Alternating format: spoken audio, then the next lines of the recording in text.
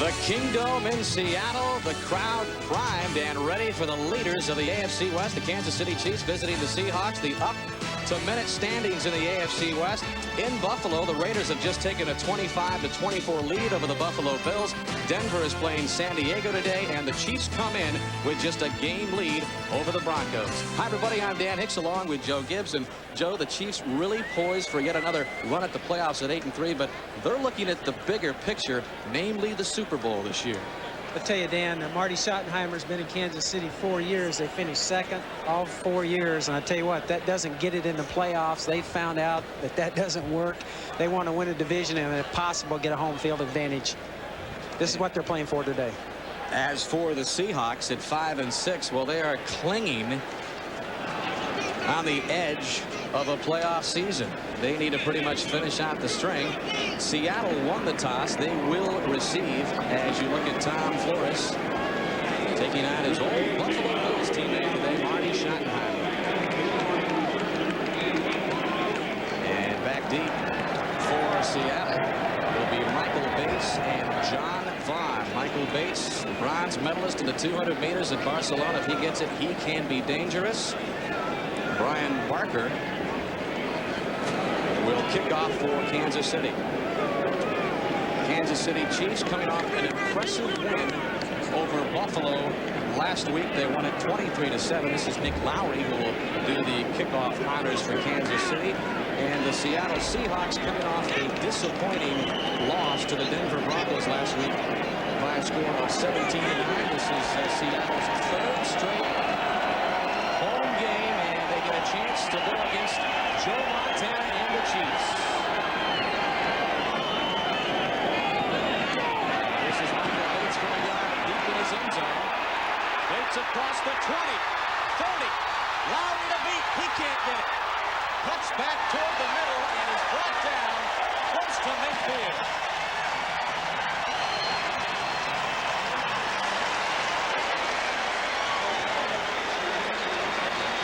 This is going to be a sideline return. See how the wedge sets up, and then Michael Bates sets it up, coming up the field, then veers off to one side. I tell you right here, nobody's going to catch him. This guy can roll, and this is one thing that Kansas City did not want to have happen this early. Get this crowd in the game, and Michael Bates just did it. And they marked Michael Bates out of bounds at the 45-yard line, so Seattle will set up in the two tight end formation. Farrell Evans and Paul Green. In motion to the near side is Brian Blades. And this is Chris Warren. And he gets to midfield for a gain of about 5. Seahawks quarterback by Rick Meyer struggling a little bit. The Seahawks have called it collectively a slump on offense. Jeff Blackshear gets his first NFL start in for the injured Bill Hitchcock. It's the first time the Seahawk offensive line has been broken up all season. Behind Meyer is Warren looking for his second straight 1,000-yard season. Martin and Blades the wideouts. Farrell Evans the tight end. And they'll bring in Paul Green in the King formation. Second down and 5 from midfield for Seattle. And this is Warren again. And this time he's lucky to get back to the line of scrimmage. Kansas City defense ranked 6th in the NFL. Derek Thomas and Neil Smith, the second and third all-time leading sackers for the Chiefs on the outside, with the tackles Phillips and Saliamua. Rogers, Simeon, and Martz, the linebackers. And Kevin Ross starting his 5th game at free safety since being moved over from the cornerback position in the 42. They'll bring in Charles Mincy and Doug Terry. Third down and 5 for Seattle. The brilliant kickoff return by Michael Bates, and out of the shotgun is Meyer looking for Ryan Blades, and he's got it down at the 17-yard line.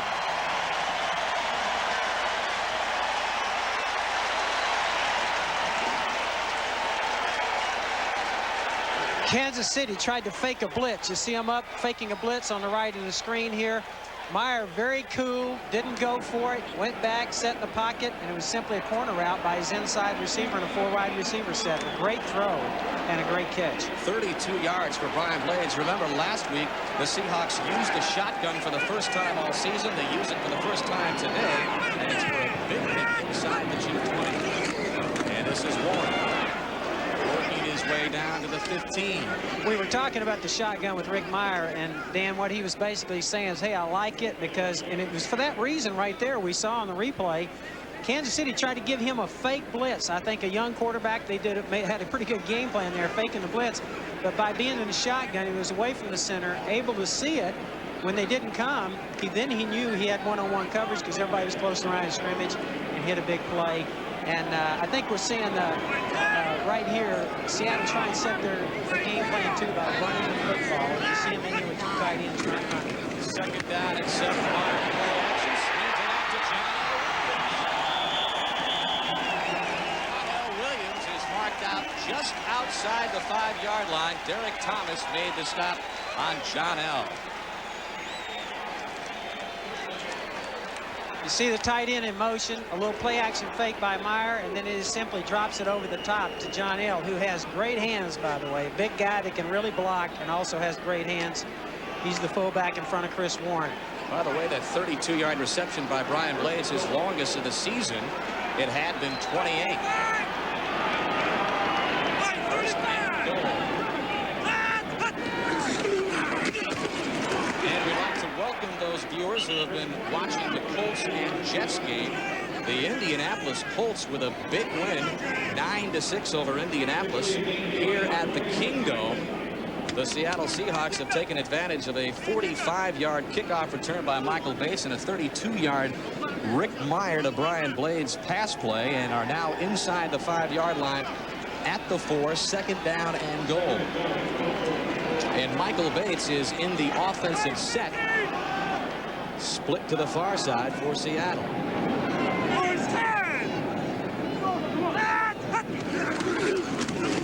And he'll give it to Warren.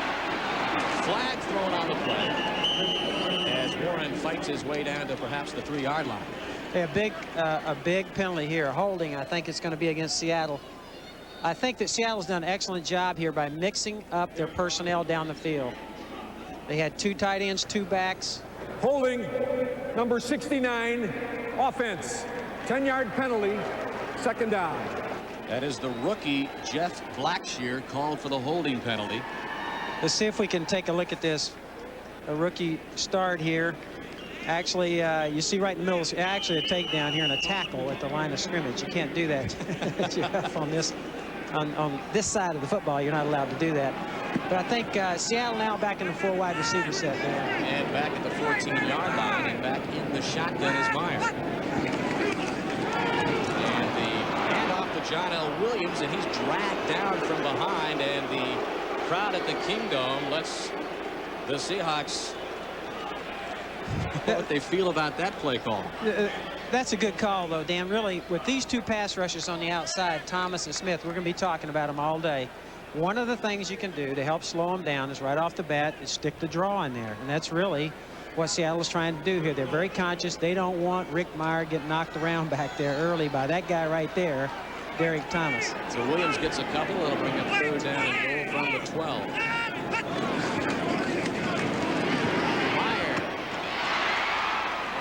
Pass is complete at the 5-yard line. Brian Blades able to hold on to it, but that will bring up 4th down and goal, and that will bring out John Casey to try to put Seattle up 3-0.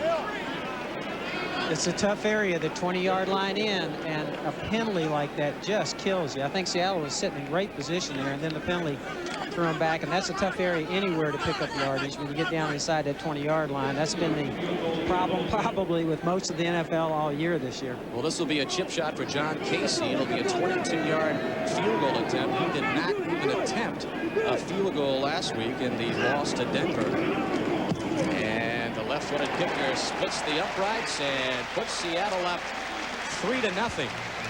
So, Joe, they didn't get the touchdown that they may have wanted, but an excellent start for Seattle, 5-6, and just trying to string together some wins here to make sure that they at least have a shot in the playoff picture. We were talking to Tom Flores, and I think we got a good game here because there's a lot to this. In Seattle's case, in talking to Coach Flores and everybody else there, they realize they're hanging on by their fingernails right now. They need this game, and this could actually take them to a different level. They started out last year winning 2 games. This year they feel like with Rick Meyer they got something going.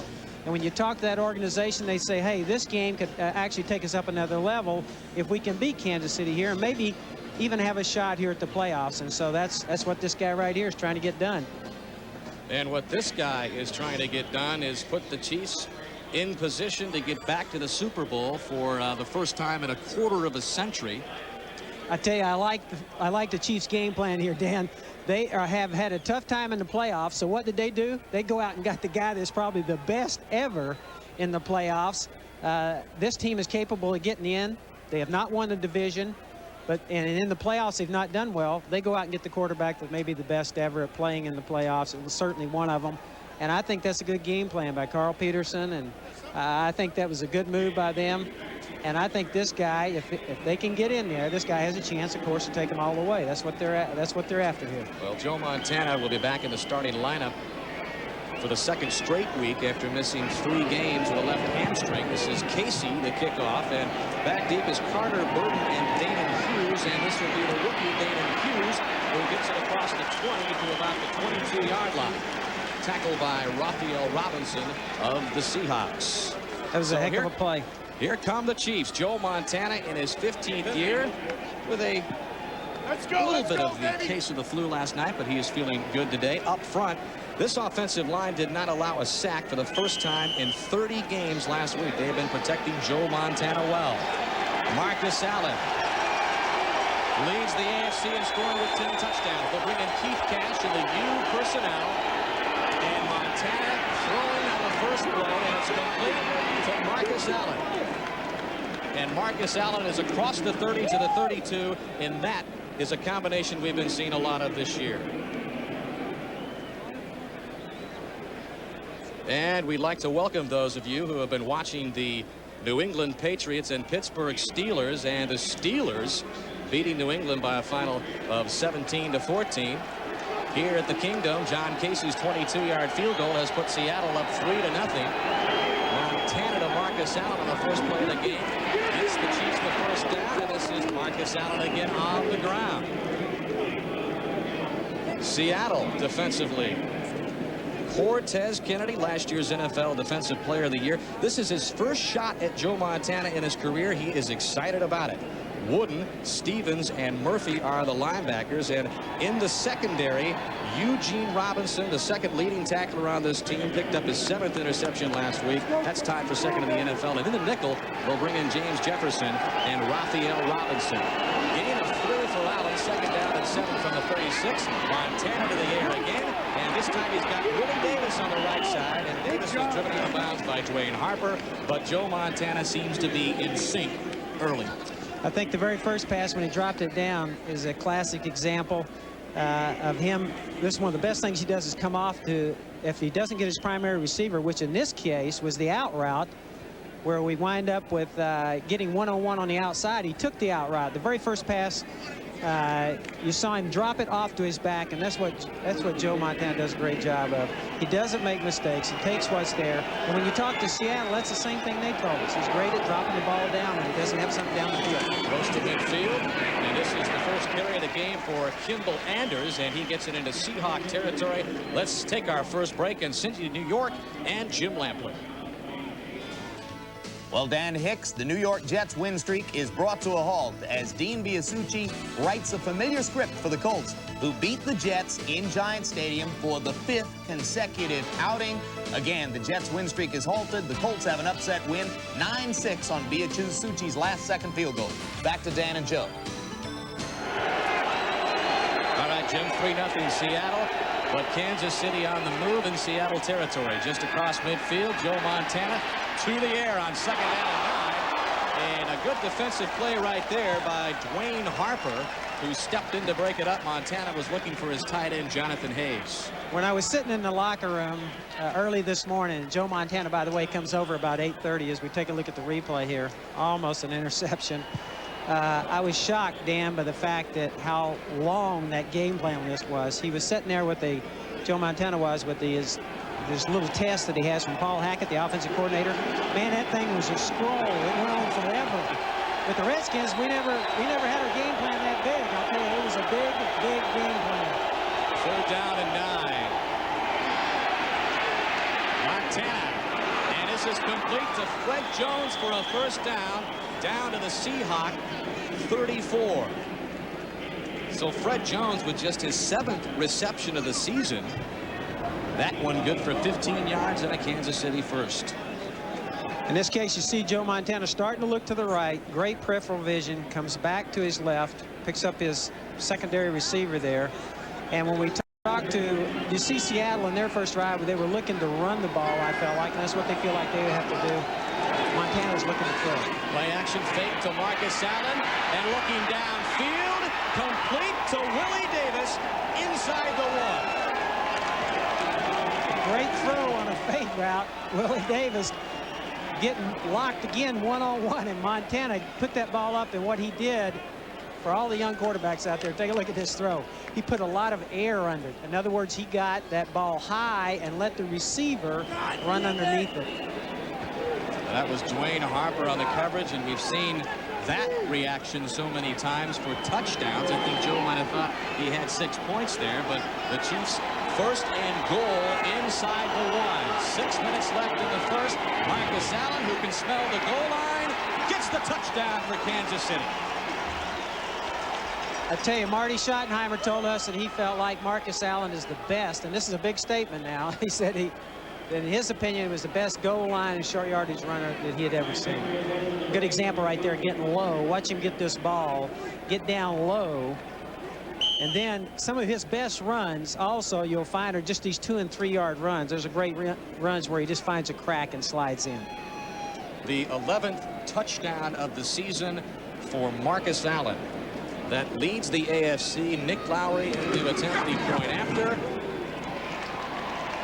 And that is good. And Kansas City, on a passing clinic from Joe Montana, zips it up the field, and it is culminated by the 1-yard touchdown run by Marcus Allen. And you can say so much about Marcus Allen, talk about his statistics forever, Joe, but I think the bottom line that the Chiefs really wanted this guy is because he's the consummate professional, and he gives that locker room that professional feel to him. Yeah, we talked to Tom Flores. He wanted him too. A number of people wanted this guy. Of course, Coach Flores had him and coached him when he was with the Raiders. But it was interesting in talking to him. He felt like when Joe Montana went to Kansas City, that's when they lost their chance to get him here in Seattle. They felt like that he wanted to go with Joe and was looking to go someplace where they could win a Super Bowl, and he thought Joe Montana would be a great buddy to play with. Well, it's a final from Buffalo. The Los Angeles Raiders have defeated the Bills by a final of 25-24. And we'd like to welcome those of you who have been watching the Raiders pull out the win at Rich Stadium. So the Los Angeles Raiders, who lost to the Cincinnati Bengals last week, they improved their mark in the AFC West to 7-5, and that is just a half game behind Denver in the AFC West. We mentioned the Broncos playing at San Diego today. Yeah, I think in case you guys are seeing Marcus Allen right here, you Raider fans. This is a flashback for you right here. Just scored a touchdown. And the kickoff from Nick Lowry, and another chance to see Michael Bates, who had the excellent return in his first drive. He's across the 20, across the 25. Is he exciting to watch? It's one of the biggest hits I have ever seen on a kickoff return. I tell you, this is an all-timer.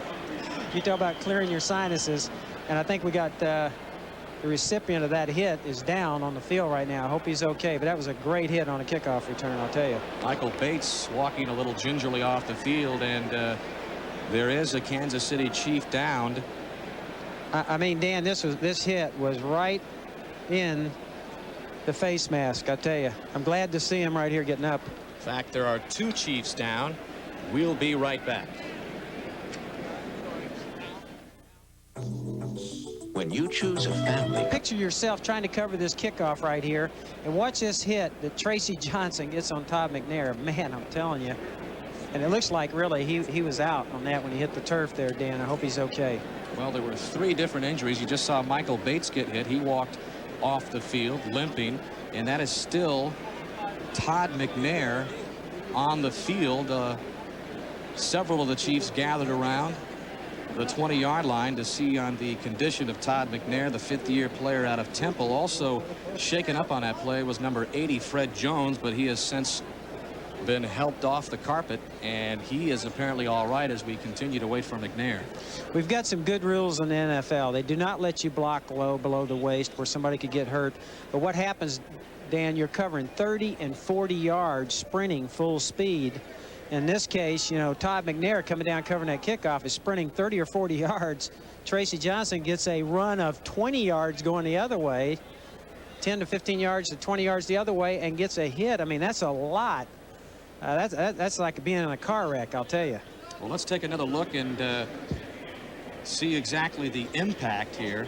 Here you see Tracy Johnson setting up right in the middle of your screen right here, and you see Todd McNair coming in right there, and just a hit that caught him right underneath the chin, it looked like, and we hope that he's okay on that. Certainly those things always worry you anytime somebody gets hit like that, and particularly some of the things that's happened to us the last couple of years in the NFL. Dan, that's one area that you're always worried about, the neck and any kind of injury to the head like that. Yeah, well, the good news was it did not appear that his head was involved in that injury. It looked like the hit by Tracy Johnson was just underneath the right shoulder pad, but he is still down.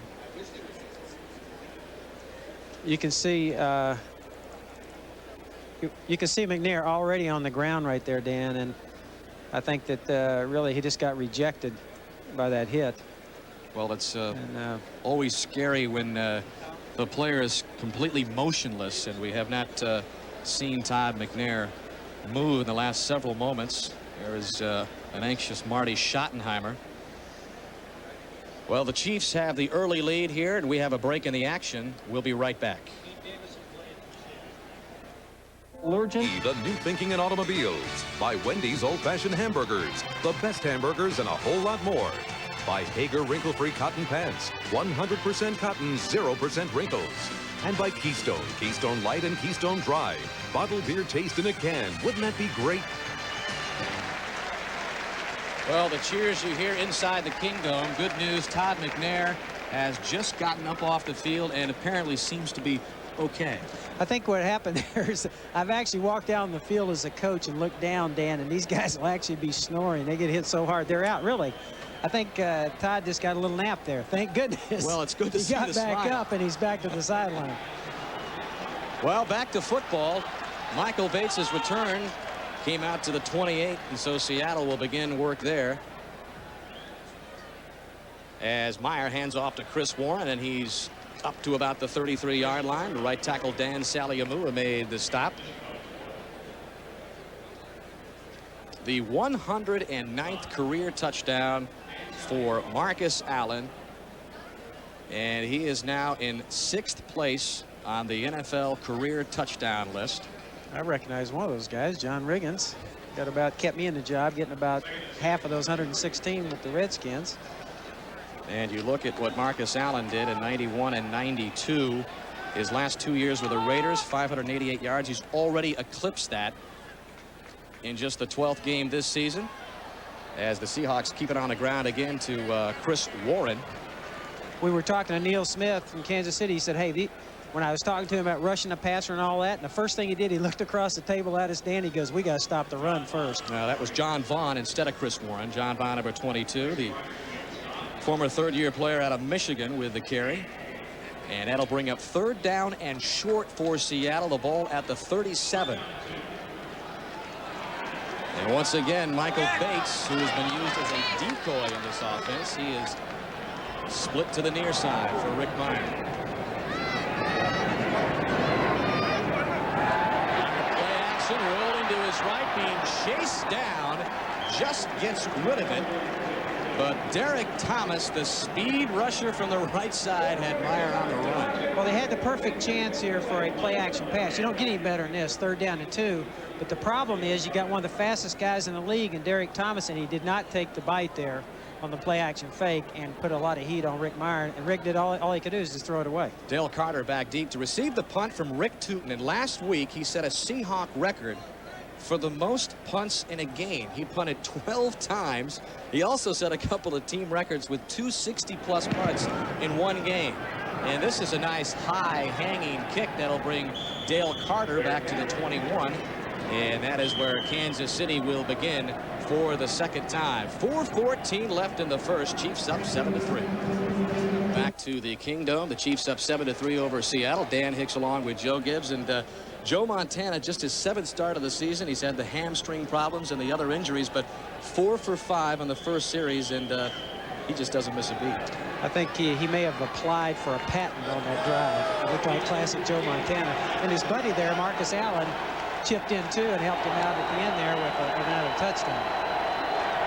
1st and 10 from the 22, and the give is to Kimball Anders, and he's dragged down behind the line of scrimmage by Kevin Murphy.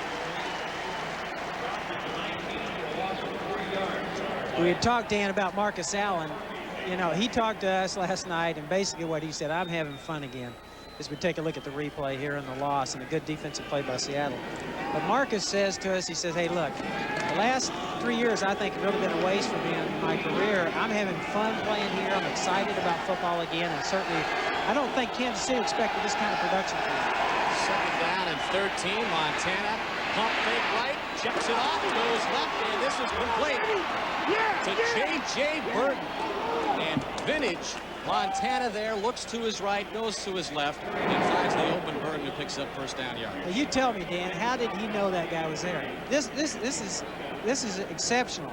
This is the thing that drives you crazy. He's looking to the right and actually sprinted right here, turned around, brings the ball back down, and turns and finds a checkoff. I mean, you don't get any better than that, and that's what experience and this guy's been doing for years. He drove us crazy. This guy cost me about 2 more Super Bowl rings right here with those defeats with the 49ers. Almost let go of the football at the last second, pulled it back, and put the Chiefs up at the 50-yard line. He's got time, and that time just threw it away. Again, another decision. Just, it's boom, boom, check, check. Nobody there, throw it away. Yeah, get rid of the ball. We were talking to the offensive linemen and the guys that block up front for him, and they said, hey, listen, the thing that he does is their passing game, they changed their offense. 2 years ago, it was a lot of 7-step drops all the way back 9 yards and make the throw. With the new offensive system that Hackett's put in, they're now throwing the ball much quicker. Montana gets rid of the ball much quicker, makes quicker decisions, and it's a lot easier for them. Well, Joe Montana, 18 of 32, 208 yards against Buffalo last week, and he and Paul Hackett, his quarterback's coach, said he was a little rusty. And this time to leave it on the ground, and those are the fluid moves of Marcus Allen. A gain of 9, very close to the 1st down yard marker, which is at the Seahawk 41. I tell you, take a look at the replay here. Watch Marcus on this. This guy has light feet, and he slips and slides. Rarely do you ever get a good solid hit on him. He's got great feet. He slips and slides when you watch him at SC. Take another look at this. And you see him here, actually makes the guy miss right in the backfield. And then just that sliding, graceful style of his. Still very powerful, but yet I'd say a little bit more grace and with the ability to make guys miss. 3rd and 1, and Montana goes to Kimball Anders. Another 1st down. This all the way down to the Seahawk 26. Robert Blackman, the strong safety, ran Anders out of bounds. The same gamble, really. Seattle gambled in the same situation. And Derek Thomas made a great play coming up the field. In this case, nobody pressured Montana, and he simply drops the ball off, and that was 3rd and about 1.5. 15-yard gain for Kimball Anders, 3rd-year player out of Houston, 3rd leading receiver on Kansas City. And now 1st and 10 for Joe Montana and the Chiefs at the Seahawk 26. Kansas City already racking up 7 first downs, and this is Anders on the ground. And Cortez Kennedy, along with Terry Wooden, made the stop for Seattle. Can you imagine that Joe Montana would ever think about getting out of football? He actually did that in Little League. And he said, when I was talking to him this morning, I asked him about that situation because I'd heard that he wanted to go in and told his dad I wanted to quit in Little League. And his dad said, no, you're not. You're not going to quit in the middle of the year. You may quit after the season. And before the season was over with, Joe Montana was enjoying it. And boy, I tell you what a great gift of football that was. His dad talking about that decision. 2nd and 8, Marcus Allen in motion to the far side. Montana to throw, and he was looking for J.J. Burton, incomplete, so that'll bring up 3rd down. Dwayne Harper out there on the coverage. That was a timing route on the outside, and you see Joe got a little pressure and was not able to really set on that. He was trying to what we call bang an 8 route. In other words, he was trying to hit this thing right on the break, and the receiver is trying to break to the post. About a 12-yard post route with a little 5-step drop and bang that thing. Well, the Seahawks have brought in Antonio Edwards and Michael McCrary, their sack specialists, each with 3 apiece. They're in the ball game on 3rd and 8. The Kingdom comes to life. And Montana swings it out to Anders. And this time, the Seahawk defense had excellent pursuit. The rookie out of Kentucky, Dean Wells, led the charge. Excellent play. And actually, the strength of Seattle's team, if you can imagine last year only winning 2 games, their defense played hard and consistent all year, even though their offense was having trouble. And you see everybody here hustling to the football, doing a great job of getting over there. Great team pursuit right here, doing a good job of making a key play there on 3rd down and long. So the spot, Brian Barker, the holder for Nick Lowry. This will be a 48-yard field goal attempt.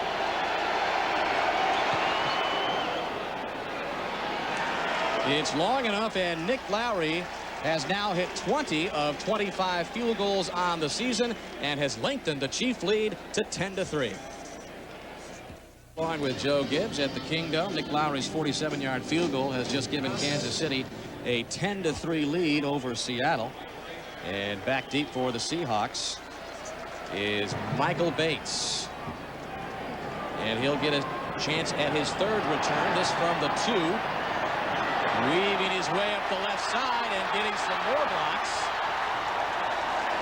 And finally corralled at the 31, a flag on the play. And it might have been a late hit on Michael Bates. Dale Carter for the Chiefs along the sideline. And we'll see what referee Jerry Markbright has to say. Right now he's busy just moving the Chiefs away from the Seahawks sideline. He's defending himself. That was the very exact same return. It's a sideline return that they used on the first kickoff, not the second one, the first one, and they broke that. Michael Bates did. Once he gets on the sideline here, it is a no contest. You're talking about a world-class sprinter speed. I'll tell you that. Personal foul, unnecessary roughness on number 34 of the kicking team. 15-yard penalty, 1st down. So Dale Carter indeed called for the personal foul, 15 yards. This is way out of bounds. One of the things we always used to tell our team the night before, Dan, before we go into our final game plan preparations, is a couple things you can't do in the NFL. Number 1, you can't hit a quarterback late, low, or to the head. And the second thing, don't hit anybody, even if it's close, on the sidelines. Those are 2 things that you can assure is going to draw a flag on this at this level up here in the NFL. And let me say, Kansas City's not been doing well from a penalty standpoint. They're 2nd in the league, I think, in most penalties. So Seattle at the 45-yard line. Michael Bates' first kickoff return got him there, but this return with the 15 yards added to it gives Seattle. And the old flea flicker back to Rick Meyer from Chris Warren, and in and out of the hands of Farrell Edmonds. So if you're scoring at home, Meyer the pitch to Warren. Rather, Warren the pitch back to Meyer, and Meyer unable to complete it to Edmonds, the big tight end. That play was well set up. They've run the ball several times. This is a good spot on the field because you don't run a big risk here at midfield. And they took a good shot there to special play for a big play. The offensive coordinator for Seattle, Larry Kennan. Good call, Larry. Just 12 seconds left in the first quarter. And flags all over the field. I think the right tackle moved here just before the snap. One of the new rules put in 2 years ago, there can be any kind of flinching or movement by any offensive player that's made to look like a start of a play. False start, number 69, offense. Prior to the snap, 5-yard penalty, 2nd down. Well, that is the 2nd penalty of the game on Jeff Blackshear. He is the rookie, again starting for injured Bill Hitchcock. Left-hand side of your screen, you'll see just a little movement, just with his hand, really. 8th-round draft pick, the rookie out of Northeast Louisiana. His first NFL start today. Already making a couple of mistakes. 2nd down and 15. Meyer. And it's complete to Brian Blades. He's still well short of the 1st down. And that should be the final play of the first quarter. And it is. Kansas City A field goal and a touchdown, 10-3 at the end of one. Do you dream in color? In bottomless blues and screaming yellows? In sounds that shake you? At the Kingdome, the Chiefs up 10-3 over Seattle. And now let's take a look at the natural gas quarterback efficiency ratings. And we will be taking a look at those right after this play. 3rd down and 6, ball at midfield. Seahawks trying to keep this drive alive, and out of the shotgun, Meyer feeling pressure from his right, and an excellent reception by Brian Blades. I'm going to tell you, Dan, he does look more comfortable in the shotgun. We did a game earlier this year. We've seen Rick Meyer twice in earlier games, and I tell you, he looks more comfortable back there. He's made a couple of great throws in long yardage here from the shotgun. He looks like he handles this. It's something he has a lot of confidence in, I'll tell you. 23 yards on the reception for Brian Blades. Came into the ball game the 3rd leading receiver in the AFC with 57 receptions, already adding to his total early here. Just the start of the 2nd quarter. Seahawks on the move, 1st and 10 from the Chief 27. And Meyer this time overshoots Brian Blades, and back with a near interception was Albert Lewis, and I think he still thinks he got the interception. Yeah, it looked to me like the thing bounced just in front of him, but he's a pretty good acting job here by Albert. He's been around a while. He might be able to intimidate the refs, and they can make us. As we take a look at this, let's see where our replay shows us. This is a play action pass, and Rick here is just high. He's just high with the pass. I think that thing was close. Very close.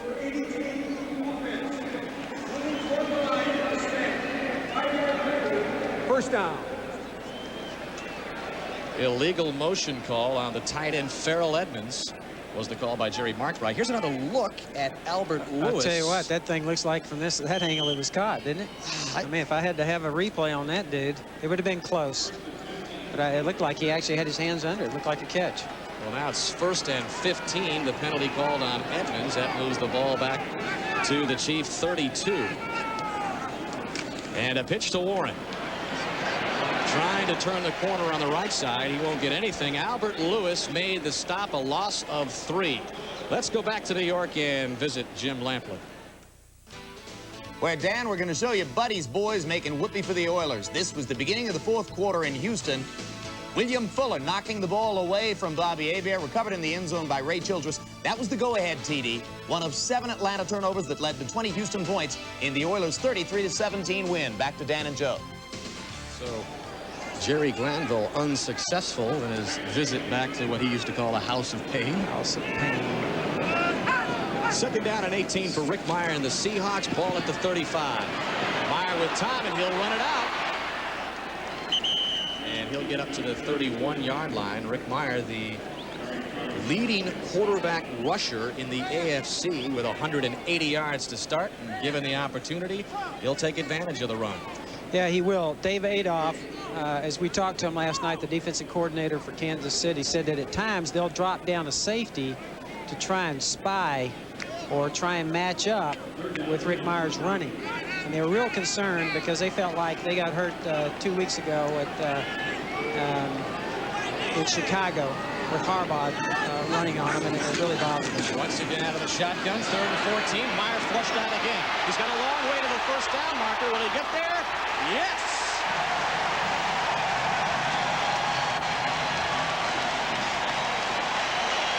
Charles Mincy unable to catch up with Rick Meyer before he gets the 1st down.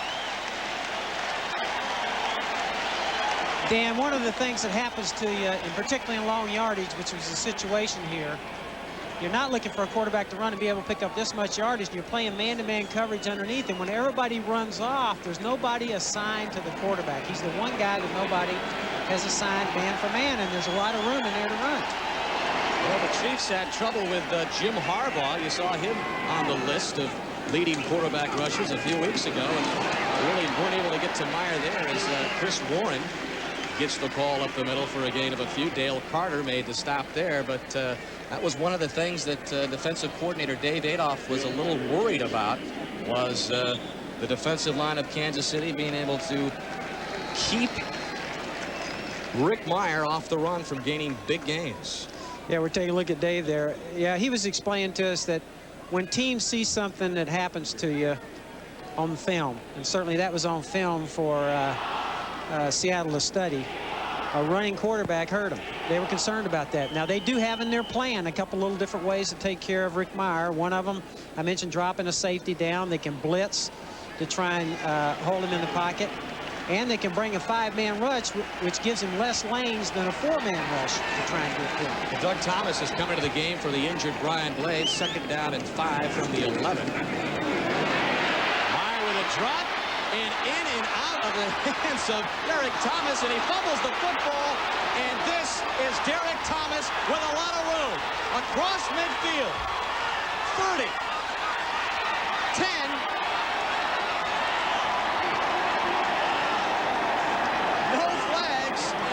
Touchdown for Derek Thomas. Quiet Kingdom, I'll tell you, that a big play. Now, Rick Meyer just made a great play. Got out of the pocket.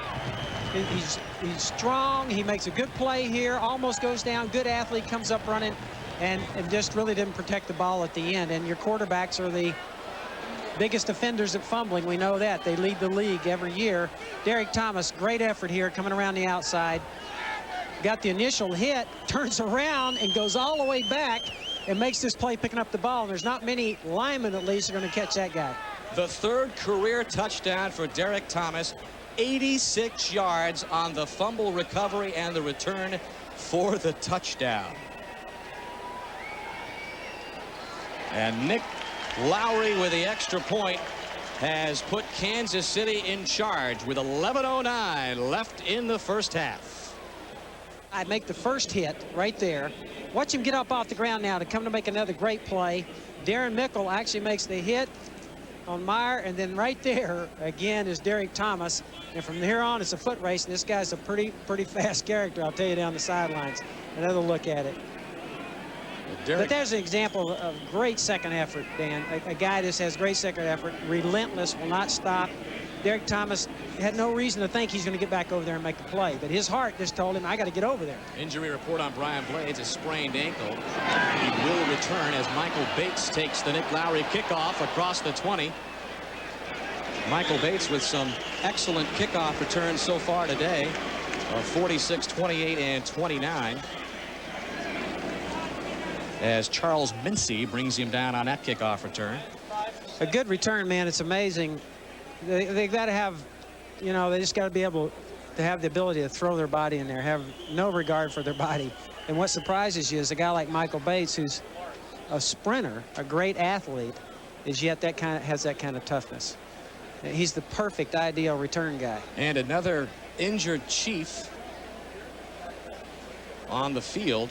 How long was that kickoff? Some anxious moments early in the ball game for Marty Schottenheimer, even though his team has taken a 17-3 lead. Todd McNair laid motionless on the field for several minutes in the first quarter, and we have not been able to get a number on this injured Chief. That was a good 10-point swing at least. Could have been 14 points. Rick Meyer makes a great effort getting out of the pocket, but then the fumble, the return, you go a full 10-point swing at least, looking at a field goal one way and a touchdown the other. Well, Benny Thompson is at least upright. We'll be back to the Kingdom after these messages. On NBC is brought to you by Starter, authentic apparel and headwear of the NFL. By the Citizen Watch Company, because Citizen is how the world tells time. By Pizza Hut, who reminds you that anytime's a great time to stop and smell the pizza. And by Oldsmobile. Back at the Kingdom, time to take a look at the natural gas quarterback efficiency ratings. John Elway, who was here last week, leading the way. Joe Montana here today. And Rick Meyer, 11th, with that quarterback rating of 65.2. And Joe, he told us yesterday that everybody is taking turns in what he said screwing up on offense, as Chris Warren has stopped behind the line of scrimmage. So it has really been a Seahawk offense that has been struggling. Yeah, we talked to Tom Flores, Rick Meyer. They all say the same thing. It's one guy here, one guy there. You know, when you're on defense and you're playing defense, 8 guys can mess up, 10 guys can mess up, one guy can make a great play and bail you out. Offense, that's not the case. Everybody's got to be on the same page, and it takes 11 guys operating on every play, and that's what Tom and Rick both have said have been their problems. 2nd and 10 on after the 1st and 10 carry for Warren. Meyer chased back, but he's able to get it off to John L. Williams across the 30.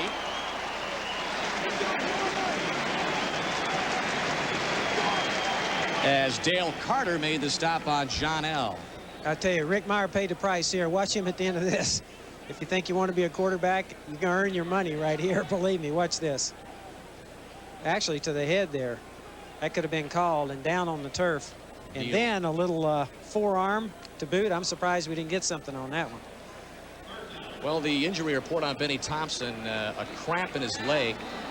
And he is expected to return as special teams ace for Kansas City. 3rd and short. Warren picks up the first down and more. Finally brought down by Kevin Ross, but Chris Warren really wants to make a charge at another 1,000-yard season this year. Good crisp block as we look at this short yardage play. You're not going to see any play action here, huh? I think Seattle was mad about that last one, giving it up there in 3rd down and 1. This time, a heck of a strong run and some good crisp blocking up front. Warren came into the game with 772 yards rushing. And he told us that he's achieved 1,000-yard seasons every year as a starter, going all the way back to college and high school. So he wants to continue that streak. Meyer to the air, and he's got Farrell Edmonds. And the big guy rumbles down to the Jeep. 28.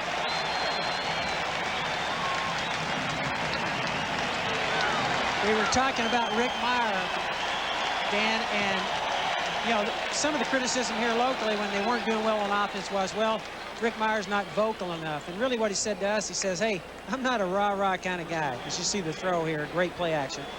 He said, I'm not a rah-rah kind of guy, and I think he's right. He's going to lead by example by making plays just like that. Ball at the 28, 1st and 10 for Seattle. They trail at 17-3. This is Warren.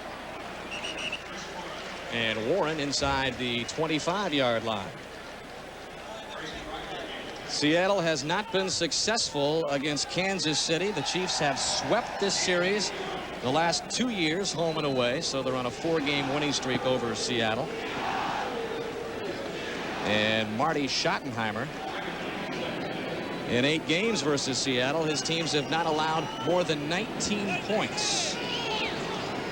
So Marty has had good success against Seattle as well. 2nd down and 6 after the 4-yard gain from Warren.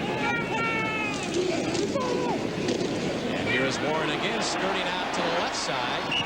And pretty good pursuit there, led by Dale Carter in Kansas City.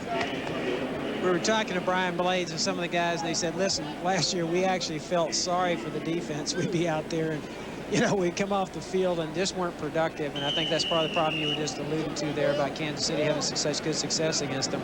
But he said, I actually felt sorry coming off and seeing my buddies over there, Cortez and the guys. He said, I wouldn't look when I went by them. I'd try and look the other way. But this is a different team this year, a different enthusiasm. And I tell you what, they've moved the ball good here today, man. They moved the ball against Kansas City. They just had a big mistake there. It was probably an easy 10-point turnaround. Well, a timeout called by Kansas City, and we will also take one. Kansas City leads at 17-3.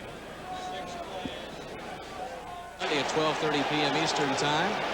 Buffalo and Philadelphia, the Bills losing to the Raiders today, and in the 4 o'clock Eastern time game, Kansas City at Denver, and Seattle at Los Angeles. This is Rick Meyer, and he's got Brian Blades for the first down. Albert Lewis made the stop on Brian Blades, but the Seahawks looking pretty impressive on this drive. They trail at 17-3. I think an excellent first half. Excellent play selection. They've run the ball very well. And they've had several key play actions just like this. You can watch the fake right here. Rick Meyer making a fake and good protection by Chris Warren. Then we're seeing the underneath throw to the tight end here. Now the Seattle offense, the last 3 games, just 4 offensive touchdowns.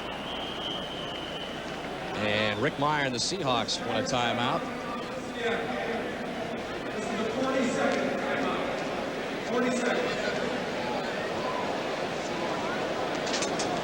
Okay, you want me to give it to him? He's got it. Well, New Year's Day, NBC has a day of bowl action you'll want to see from start to finish. The bowl matchups finally set.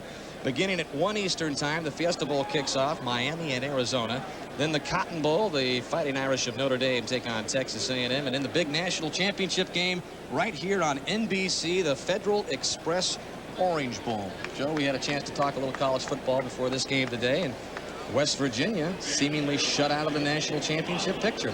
Yeah, you get into that thing. There's a team that goes undefeated.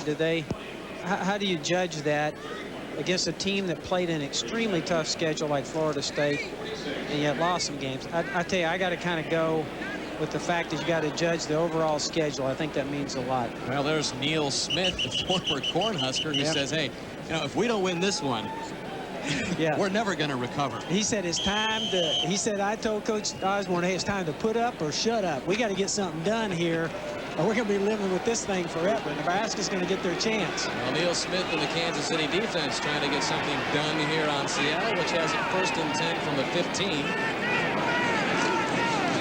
Flag has been thrown. Rick Myers swings it out to John L. Williams. And he brings it down to about the 7-yard line. A gain of 8 for Williams, but we'll see what the flag will indicate. Lonnie Martz made the stop on John L. And the indication against Kansas City. I tell you, Derek Thomas was back there so fast. I don't know if he was offsides or not, but he was flying in the backfield. Well, I wonder if Derek Thomas has finally caught his breath from his 86-yard fumble recovery from a touchdown. Here's Jerry Markbright. Offside, number 52, defense lined up in the neutral zone. Penalty is declined. 2nd down. Yeah, they'll take the 8-yard gain for John L. Williams. The penalty was on Tracy Rogers, the left linebacker for Kansas City. So it'll be 2nd down and 2 for Seattle from the Chiefs' 7.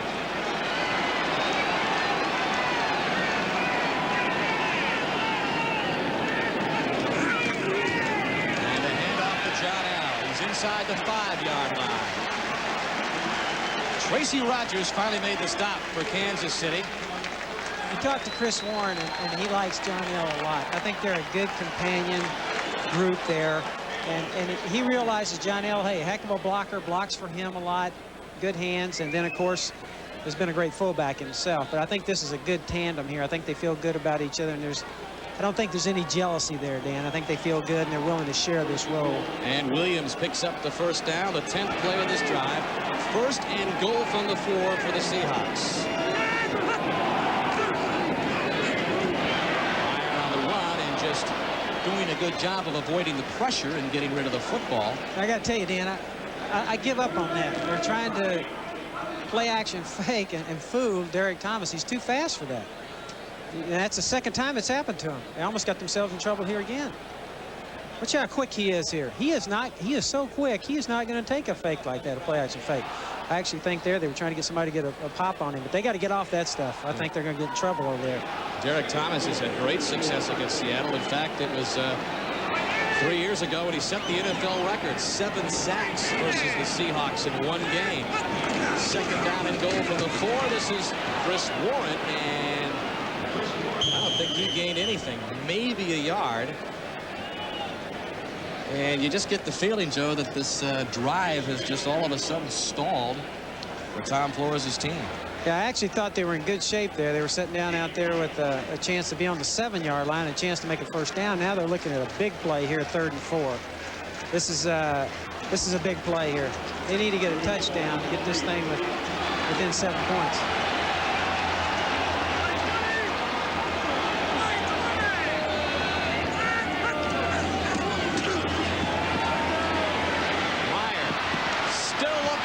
Dropped. And it's Neil Smith from the left end position who sacks Rick Meyer for the 36th time this season, and that will once again bring out the field goal unit for Seattle. Yeah, as we get the a look here at Smith, Neil Smith, again a great pass rusher. What makes Kansas City so tough is they don't have one great pass rusher, they got 2, Dan. And that's double trouble. You can normally block one guy if he's a great rusher, but when they got 2 sitting on either side, it's tough to get an offensive scheme to get that done where you can block two guys that are great rushers. The 11th sack of the season for Neil Smith. 26-yard field goal on the way for John Casey. And he's got his second field goal of the game. And that brings Seattle's total up to 6, but they're having a tough time getting in for pay dirt. Tuned during halftime for the Domino's Pizza NFL Live halftime report. Jim Lampley and Mike Ditka back in our New York studio. They'll also have all the highlights and scores of this NFL Sunday. Some surprises. The Raiders beating Buffalo 25-24 as Danon Hughes awaits the kickoff from John Casey, and an excellent special teams play there by Anthony Davis. He upends the rookie Hughes out of Iowa, and that'll pin Kansas City back deep. We've had some train wrecks on these kickoffs. Man, watch this. I mean, again, that is a big hit right on the thigh pad. I tell you what, they're going to have to put some ice on that, I guarantee you. What a hit. Boy, we've seen some big hits today, Dan, on this. That's scary right there. And Davis still hurting on the Seahawks sideline. Kansas City sets up 1st and 10 from the 13. Montana to work through the air. Intended for Willie Davis. He made an excellent attempt at it, but Dwayne Harper made an excellent defensive play and was able to shake the ball loose. Yeah, I think that was just a bad throw here. You see just a curl route or a hook route on the replay here. Watch the receiver. If he's doing a good job here, he'll explode and make that cornerback think he's going deep. Did a pretty good job there. But Montana gets the ball high and away from him. I think it was a poor throw.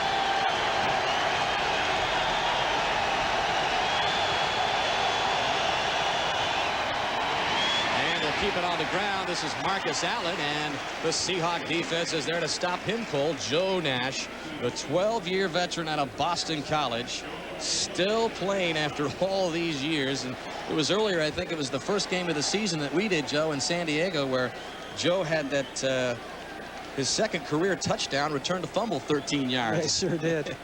You know, the crowd got into this thing right here, Dan, too, and I thought that'd be a big factor today. You can hear them right now. They want that ball back. 3rd down and 8.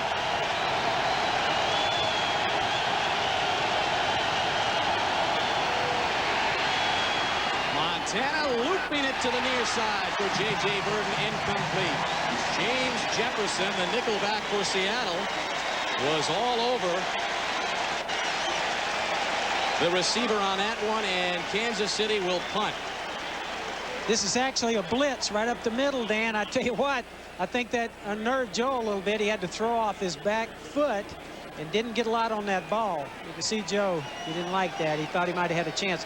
I tell you, the crowd noise there and the fact it came with the blitz, it was tough for them to communicate. Now Seattle's got a chance to run this thing back here and get another shot. Brian Barker standing at his own goal line. Kelvin Martin back deep, and Barker booms a nice one. Drives Martin back to the 36. And Martin gets it back up close to midfield at the 49. 48-yard punt, 12-yard return for Kelvin Martin. And the Seahawks, with 3:17 left, will have another shot here before they go into the locker room. Well, this is only the second time that Joe Montana has visited the Kingdome. It was in a 49er uniform 5 years ago when he took on the Seahawks. 4 touchdown passes, 3 to Jerry Rice, as Kansas City, rather the 49ers, beat the Seahawks 38-7. Joe Montana went on to lead the 49ers to their 3rd of 4 Super Bowls that season.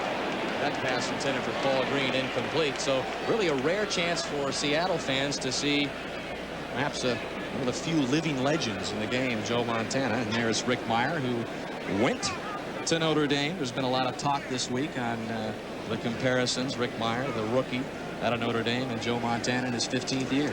Yeah, and actually we were talking to Rick, and he said Joe Montana actually took him out to eat. He graduates from Notre Dame. Joe Montana says, hey, look, these are the kind of things you can be expected to see in the NFL. He kind of helped him out. I thought that was a great little story there.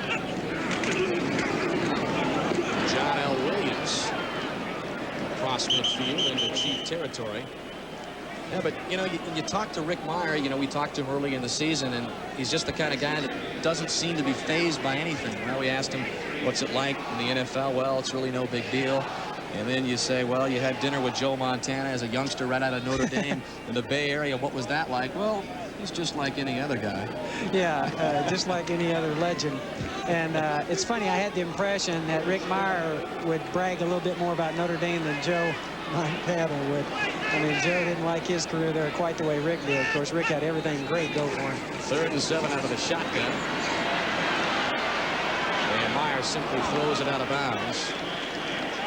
And that will bring up 4th down and 7, and Rick Tootin once again to punt it away. Missed a good opportunity there, Dan, at midfield with a little over 2 minutes left. I'll tell you, that was a big opportunity there, and the Kansas City did a good job on defense to get out of that, because that could have been points on the board there. All they had to do is get another 15 yards and looking at least another field goal.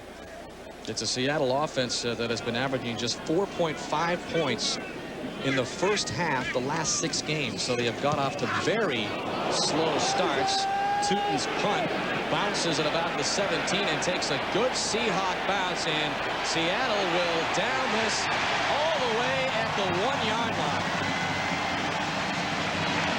Rob Thomas made the recovery for Seattle, so Rick Tootin does his job there. Now that is a great example for all the young kids out there who want to be punters. This is a great example of a great pooch punt. In other words, you want that thing high. You're not looking to kick that thing in the end zone. You hurt your team if you do that. And anything that you would get inside the 20 would be a plus there. But to get it on the 1, that is a great play. You work on this. We used to work on this. We had 4 shots a week, or we would work on this play right here when we were at the Redskins. Well, this is the loudest we've heard from the Kingdown crowd so far today. Kansas City backed up. And this is Anders. And he just got across the goal line. Yeah, you're flirting with the safety here now. What they want to do is Kansas City get that ball off that goal line, and we're looking at about a least mistake here, 1 foot. We're looking at 2 points. Well, Joe Montana trots off the field at the 2-minute warning. Kansas City leads it by 11.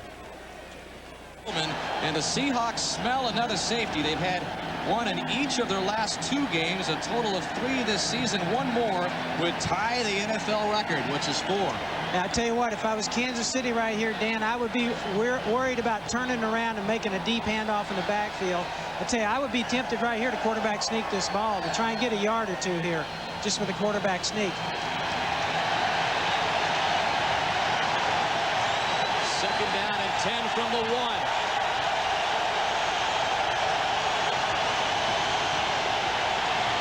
And Montana gives him breathing room. Fred Jones is out close to the 20. See, a quarterback sneak, just like I said. With that guy right there, you're probably right. Go ahead and throw it. You got as good a chance. You hand that thing off deep. I was worried about a deep handoff, getting a safety. Hey, this is the next best thing right here. Take a shot at a pass, that little slant pass that Joe's thrown a million times with the 49ers. Boom, they're out to the 20-yard line. That was a big play. 19 yards on the reception by Jones. 1st down and 10 from the 20. And this is Marcus Allen, and he is driven back, led by Cortez Kennedy. And Marcus Allen and the Tez have some words. And Natu Tuatagaloa comes in to restore order. But I don't think Marcus Allen likes the way he was dealt with. I think we got our referee trampled in the pile, too, in the process. Well, Cortez Kennedy, as we take another look, wrestling Marcus Allen to the turf, and Allen didn't like it at all. Yeah, I think Cortez actually wound up with Marcus' head going to the AstroTurf. But I tell you what, Marcus, if you're going to pick on somebody a little smaller than Cortez Kennedy. Get another one of those guys over there.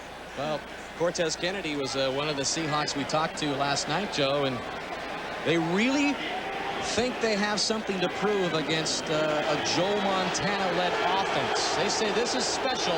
This is a special game for us. We want to prove we can stop one of the elite offenses in the NFL. 2nd and 9. As Rodgers is stopped cold as we've reached under a minute left. In that time, the Tez had some help from Terry Wooden, the left linebacker. And really, the offense gave up one touchdown here. The Seattle defense has been playing extremely well. And here's another good look here. Watch him jump around that block. I tell you, look at Cortez go around the block and come up over the top there. I tell you, extremely quick. When we were playing the Seattle Seahawks, and we had some real good football teams to come in here and play with, we felt like he was the best run defensive lineman in the league. Not necessarily rushing the passer, but when it comes to making plays on the run, Cortez has a great ability to just slide around guys and make great plays. You know, Cortez also told us that, yeah, I was a Dallas Cowboy fan growing up, and I still remember Joe Montana with that pass in the NFC Championship game to Dwight Clark, and he says, man, it still hurts. I'll never forgive Joe for that. He beat my team. A small town guy in Arkansas, and he said, hey, I was kind of surprised, really, to hear he was a Cowboy fan. Yeah, wow. But he's a small town guy in Arkansas. He said, that was my town. I pulled for those Cowboys, and that play killed me. 3rd down and 8.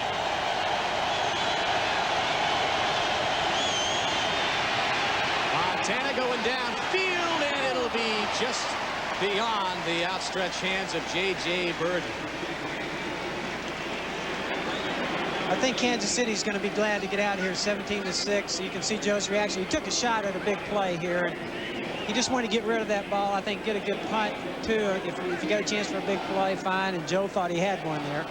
But I think the big play of getting off the goal line, now punt this ball, play defense, try and get out of here 17-6 without giving Seattle any kind of a lift here right before halftime. Well, the Seahawks are thinking field position, and Kelvin Martin is standing at the 40 to receive the punt of Brian Barker, and he booms one.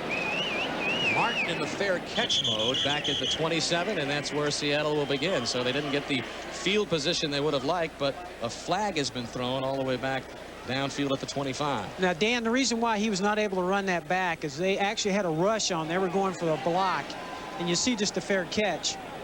But when you put the block on like that. Holding on number 83, defense. Pulled a offensive man out, and the defensive man went through the hole. That's a 5-yard penalty and an automatic first down. Big play, Dan. And that's the risk you run. You see Tom Flores, the dejection on his face there. But they were going for the rush. And watch the lineman now. You're not allowed to pull an offensive lineman. You see him right here, pull the offensive lineman. You're only allowed to pull an offensive lineman if you're making progress to the punter or the quarterback. You're not allowed just to pull him sideways, in other words, laterally. And that's what happened there, and that was the penalty. Well, Trey Junkin was pulling on Joe Valeria.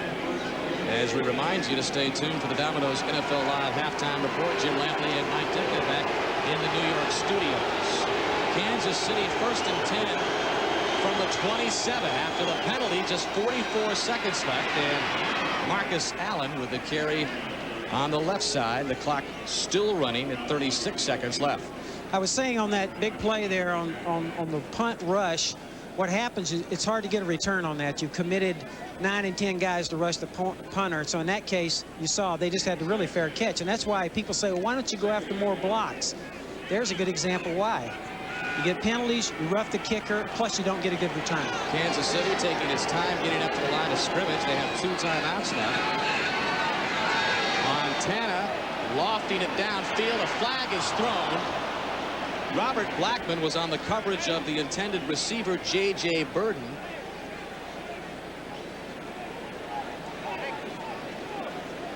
This is probably pass interference downfield. It'll be interesting to see who it's on, Kansas City or Seattle. Illegal contact foul, number 20, defense.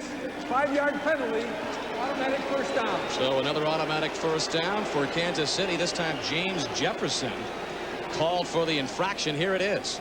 Okay, here's the hit by the defensive player. You can see he actually goes to the head here, and he's past the 5-yard area anyway. That was penalty all the way around. Yeah, that was flat illegal any way you looked at it. Threw me off as the flag came a little later on in that contact, so perhaps we were thinking that Blackman would be called for pass interference, but that's not the case.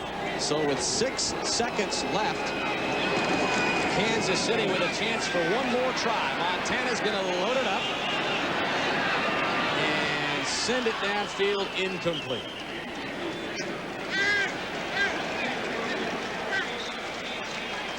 We got a good look there at Joe Montana's arm. He's still got a pretty good arm, but he couldn't reach the end zone from there. It would have taken about a 75-yard pass. Halftime at the Kingdom. Chiefs up 17-6. Stay tuned for the Domino's Pizza NFL Live halftime report. Now a word from your local station. Big as Arrowhead Stadium? First you get a little charcoal. Then you light it and get your grill good and hot.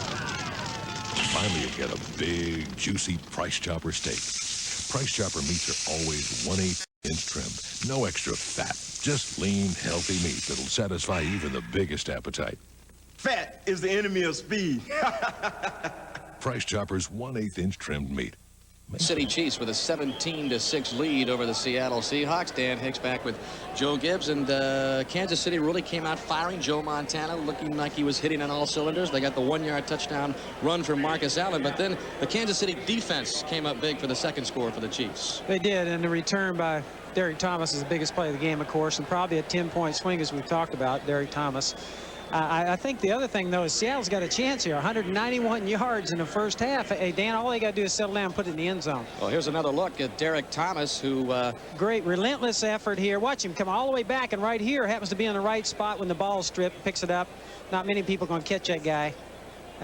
He looks pretty fast, doesn't he, coming at us right here? I think he's moving well. 86 yards on... I'd hate to have been trying to catch that guy. Fumble recovery as we take a look at the Coors Light halftime stats. And the one that really jumps out, Joe, is the time of possession for the Seahawks, almost 2-1 over the Chiefs, but they've only been able to get a couple of field goals. Yeah, a lot of yards. But I think that I'll tell you, that's what the coaches are telling them at halftime, though. Hey, listen, we got a chance in this thing.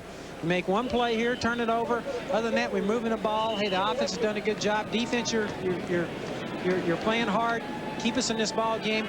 And I'll tell you the other thing they've told them. The first 5 minutes of this third quarter is a big deal right here. Try and get the momentum away from Kansas City right here in the first part of this third quarter. John Casey to kick off.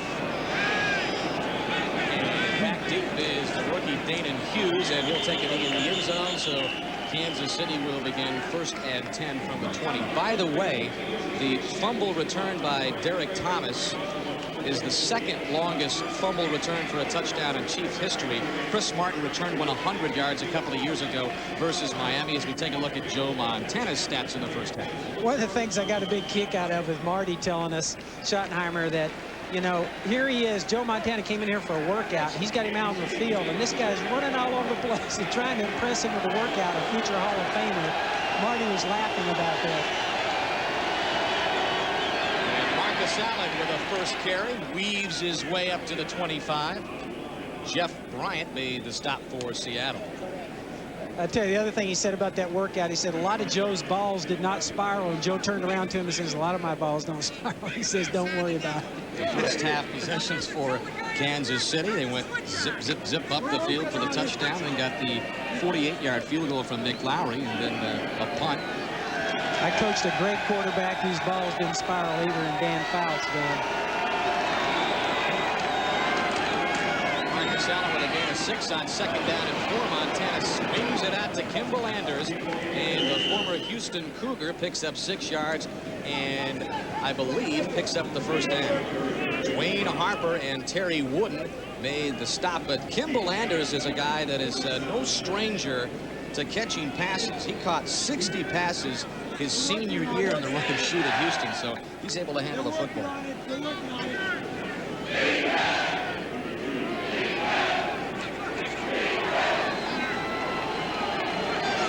First and 10 from the 32 for Kansas City. This is Anders on the ground. And he had picked up a couple before Rod Stevens, the leading tackler for Seattle, the middle linebacker, made the stop. Interesting little adjustment there. They shifted the tailback out, Marcus Allen, all the way out to the flank to try and extend the defense there and then try and run the football. That's the other thing that Marcus Allen can do. Marcus Allen can catch. Marcus Allen can catch now, Dan, also. They put him out wide that time and used him as a flanker. Well, Eugene Robinson is the defensive captain for Seattle, and he is in charge of making defensive adjustments in the backfield. We'll be checking in with Eugene from time to time to see what kind of signals he makes as Montana pulls it in again. Tried to get the ball to Ernie Thompson. It looks like Montana's going to let it go, and he just pulls it back in. It's amazing how he's able to keep the football in his grasp.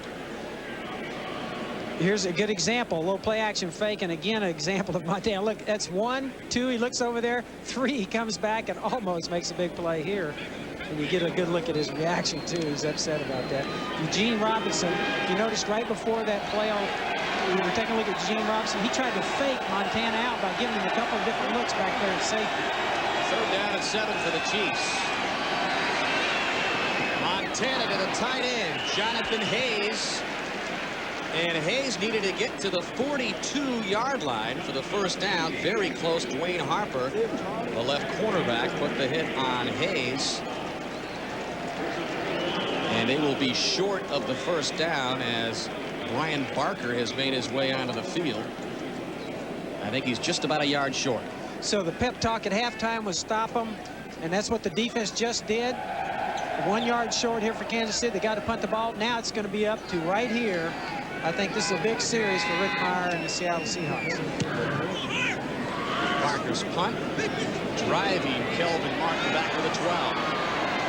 And Martin will get no further than about the 13. Brought down by Tim Watson. So Seattle will have another shot when we come back. Mazda, it just feels right. By the new Norelco razors, our closest shave ever.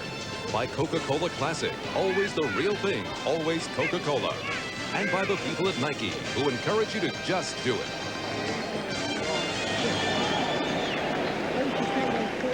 Opening moments of the second half at the Kingdom. You're looking at Paul Tagliabue, the NFL commissioner, walking away from our camera shy Paul Tagliabue after finishing some lunch at halftime. Going for another hot dog. I think he's going for more of that Kingdom potato salad.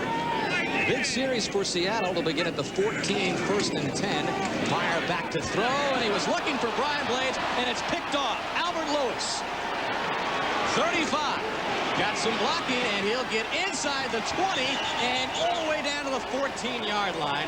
The center for Seattle, Ray Donaldson, made the stop on the veteran Albert Lewis, but clearly Rick Mirer overshot Brian Blades on that pass. Okay, now we're going to see that this is a seam route. By that I mean we're putting a receiver right up the seam. Those are effective for big yardage, but the danger is just like that. It takes a very accurate throw. And you'd actually like to throw that to his back shoulder and actually pull him up a little bit. And Rick Mirer, in this case, gets it high. That's one place you don't want to throw the seam route, is up high in there, because those safeties are back there lurking. It has to be a sharp throw right at a guy's shoulder pad. 14th interception of the season for Rick Mirer. Kansas City in business at the 13. And they'll keep it on the ground. Anders down to the 1. Huge hole for Kimball Anders. And that'll bring up 1st down and goal for Kansas City. We take a look at the blocking. This is a heck of a cutback here. I think that he was actually shut off on the strong side where he wanted to run, but so many of those real good backs, when you get them the ball deep in the I formation like that, you get them deep, they can see the cutbacks, and that's exactly what that was. He cut that back and almost took it in.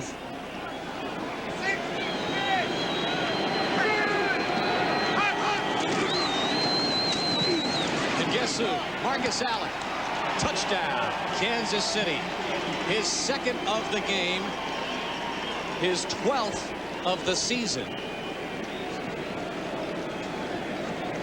So we actually see 2 big mistakes, really, by the Seattle offense. A turnover where they were going in down here, and a big run back by Derek Thomas, and then we see the interception here to start off the 3rd quarter. Here you see the power, really. We talked about the grace of Marcus Allen. Here he is, low, getting hit, shearing off of guys. And as his coach said, Marty said, the best there is goal line running. Nick Lowry with the point after. And Kansas City in the opening moments of the 3rd quarter in control. 24-6. Oppenheimer's team is always one of the best in the NFL at taking advantage of the turnovers. They've converted 2 into touchdowns, the latest an interception by the 11-year, 4-time Pro Bowler Albert Lewis, who picks up his 3rd interception of the season, 35 career. He had a 23-yard return that set up another Kansas City touchdown. You could just see in the eyes of Dave Adolph, as we were talking to him last night, he was talking about some of his players. Martin Bayless having an excellent year, but he said Albert Lewis, he's having a great year. He said he's a great player. He can do anything you want him to do. Great play right there in Kansas City. So Nick Lowry sends it once again in Michael Bates' direction, and he'll come out 2 yards deep in his end zone, and he will not make it out to the 20. Bates had averaged more than 30 yards on 4 returns before bringing that one out to about the 18-yard line. Danon Hughes put the stop on Bates. Yeah, you hate to use great, but, you know, really a guy like Albert Lewis, I mean, over and over and over again, playing one of the toughest positions in the NFL. That is a man-for-man corner. Everybody in this league has talked about trying to trade for him or in some way try and get him on their football team because he's a real talent. And there'll be a lot of people looking at him at free agency, too. 4th and 19 for Rick Meyer, fresh off his 14th interception of the season. And the Seahawks down 24-6 will go to the air. And this is Farrell Edmonds. He's got 1st down yardage. And they spot him all the way up at the 38. 19-yard gain for Farrell Edmonds, the former 2-time Pro Bowler with Miami. This guy is a big target. I think Rick Meyer has found something here. He's hit him a couple times a day, and he's heck of a job right there, barely getting that ball into him before he gets batted away. But Farrell Edmonds is such a big target in there. It's easy for Meyer to find in those seams. Farrell Edmonds, 2 catches for 43 yards this game, as Chris Warren, who has really been held in check by Kansas City, he'll lose at least one. Dan Saliamu, along with Derek Thomas, made the stop on Warren.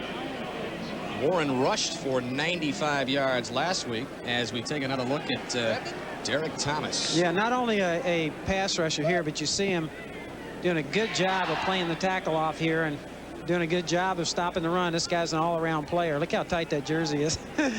He's going to make sure those linemen don't hold him and grab a hold of that. And he loves playing on this AstroTurf. 2nd down and 11. Meyer in the air. He's got Kelvin Martin, and Martin fumbles the ball. And did the Chiefs come up with it? I think they did. Yes, man. they Looks did. like they did. Kansas City recovers the fumble of Kelvin Martin. Another turnover for Seattle. Yeah, 3rd of the game. Seattle really just self-destructing here. This ball is a good throw, good catch in the middle. Now, you know you're going to get hit here. We work on drills like that all the time. When you're inside as a receiver, just know you're going to get pounded on by linebackers and safeties. And Albert Lewis, who just came up with the interception a moment ago, picks up the fumble recovery of Kelvin Martin. Well, the Chiefs are 2 for 2 in turning turnovers into touchdowns. We'll see if they can make it 3 for 3. Montana to work in the play action, and he gets it away to Jonathan Hayes. 1st down at the 30. He's knocked out of bounds by Dwayne Harper. Montana's getting hit going down here, really throwing this off his back foot. A heck of a throw on a crossing route, which is hard to throw going across the field right here. Now, if you're a quarterback right here, throwing back across your body like that with somebody in your face, that's hard to hit, Dan, throwing back across the field like that. Jonathan Hayes wide open, and Montana just stands in there, takes the hit. A different kind of, this is mental toughness. You've got to be able to block that out to be a good quarterback. You've got to be able to block the pass rush out and still execute. 1st and 10 from the 30. Marcus Allen inside the 20. He's got one man to beat if he can turn the corner. Touchdown, Marcus Allen. Number 3. I'd say the tandem's having a pretty good, this duo is having a pretty good day so far. These 2 guys that they picked up here, Marcus Allen and Joe Montana. This is very reminiscent to me of 1983. Look at him start up inside. Now watch him cut all the way back across the field. That run looks a little bit like a Super Bowl run I saw him make against the Washington Redskins. 64 yards. He had 190 yards rushing that day or something like that. Something like that. You don't want to remember that. I'm still trying to forget that dude. Well, that was Patrick Hunter who had a shot at Marcus Allen, but he goes in for his 3rd touchdown of the day. And we'll update that to 13 for the season. as Nick Lowry provides the extra point, and it's gotten out of hand here in the third quarter. Kansas City up 31-6. It seems the more Heisman Trophy, college football's most prestigious honor. Who is the game's greatest player? Find out live next Saturday on NBC. As we watch Marcus Allen do his thing here, I was asking him last night, I mentioned that Super Bowl 18 where he was MVP against the Washington Redskins, I'm starting to say. I said, Marcus, what do you remember about that? And he said, crying a lot. He said, Matt Millen tapped me on the shoulder, looked up at the clock, and he said, hey, you just been voted the MVP of the Super Bowl. And he says, I cried a lot that day. Back in 1983, and we talked with Marcus last night, and he says, I haven't been back. And that's what I want to do. I want to get back to the big game. I cried a lot that day, too.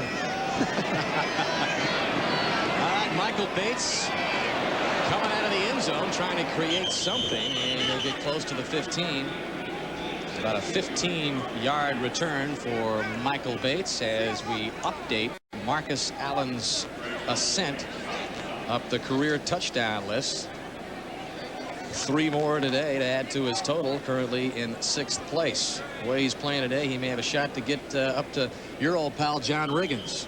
Yeah, I tell you, he's moving today. We've had that up several times. You better just keep that thing up there the way he's operating today. I walked across the field after that Super Bowl, and the other thing that happened to me, Dan, after being humiliated, is I almost got stomped to death by everybody carrying Tom Flores past me to the victor's locker room.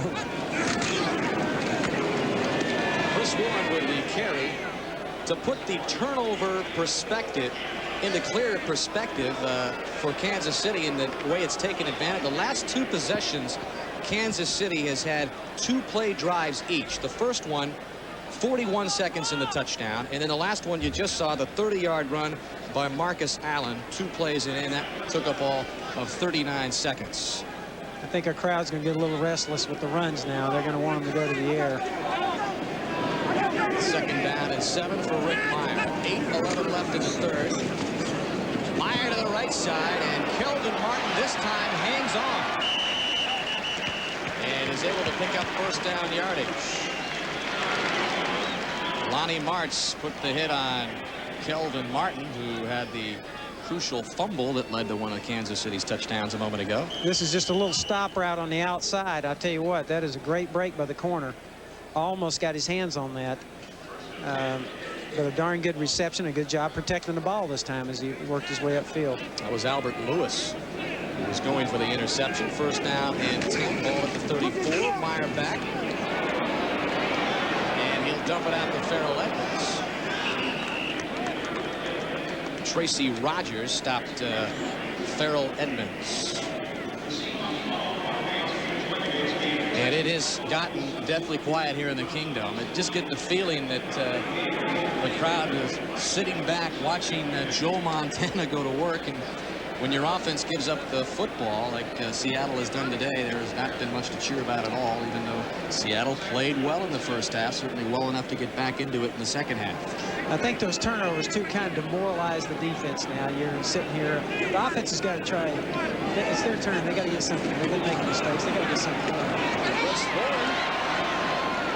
And he'll take it down to the 45-yard line. A gain of 9 for Warren. A 1st down for Seattle. You're probably going to see Kansas City sit back a little bit, give up some yards here.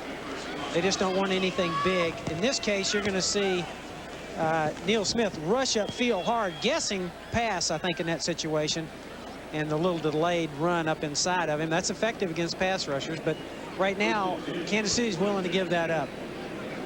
With a 31-6 lead, they can afford to give up some push to the Seattle offense. Meyer across the middle has Blades, and Blades reaches across for the 1st down. Brian Blades, leading receiver for Seattle, a gain of 11 on that reception. Told us also last night that when he first broke into the NFL, he had a chance to learn under another legend who used to play here at the Kingdom, Steve Largent.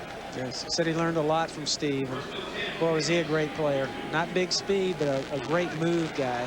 He said he learned a lot from him. There he is. Brilliant long career for Largent. Seahawk, 1st and 10 for Meyer, and he's going to go downfield.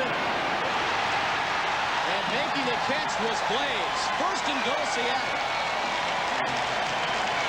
Albert Lewis on the coverage for Blaze, but he couldn't get to him before Blaze got 41 yards on the reception from Meyer. Now, again, we've seen this is a little stop and go. You see that hesitation on the outside by Blades. He was trying to bring Lewis up and then try and run past him. And to tell you the truth, it was fairly well covered. It was just a great job of reacting to the ball. He outplayed Albert Lewis at the top there, trying to get the ball, and took it away from him. Down to the 1. Now we got to get it in here. So let's get this one in if you're going to make something happen here down the stretch. All they've been able to do is get 2 field goals from John Casey, one from 22 yards out in the first quarter, and another 26-yarder as a timeout has been called by Seattle. We've seen them be down in this part of the field a couple of times a day, not on the 1, but now get this in if you want to have a chance here. You've made a statement here by getting the ball down the field. Turned the ball over several times in the game offensively. Now you're getting ready to do something here to kind of get the whole team fired up, including their defense and special teams. Well, Tom Flores told us last night, as we take a look at the catch by Brian Blades, he told us that we have got to be able to run the ball against Kansas City. We're not yet a good enough passing team to be able to rely on that mode to move the ball up and down the field. Yeah, this is not the situation they want to be in. Here you've got 2 great pass rushers in Smith and Thomas over there sitting ready to tee off and come after you.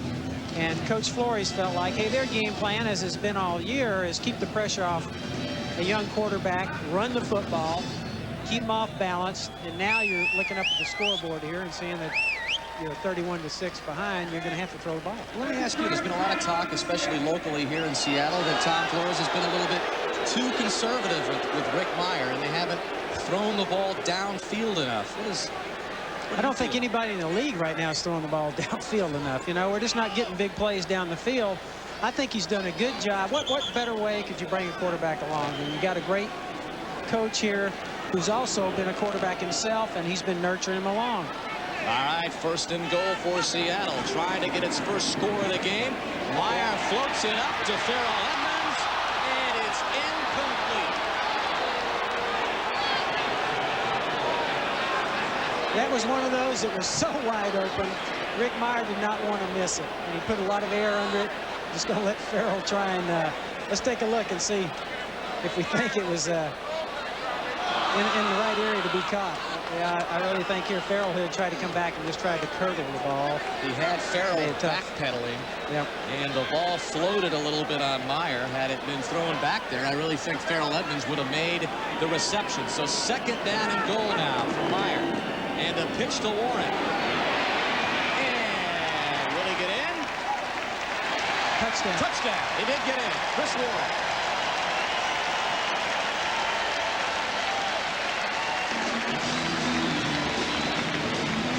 Fifth touchdown of the year for Chris Warren. And the Seahawks finally find the end zone. Yeah, the offense finally gives them a drive here, something to cheer about. And actually a real good call on first down there, too, with the play-action pass. And then the pitch to the outside for the score. John Casey into a tempting point after. And he's got it.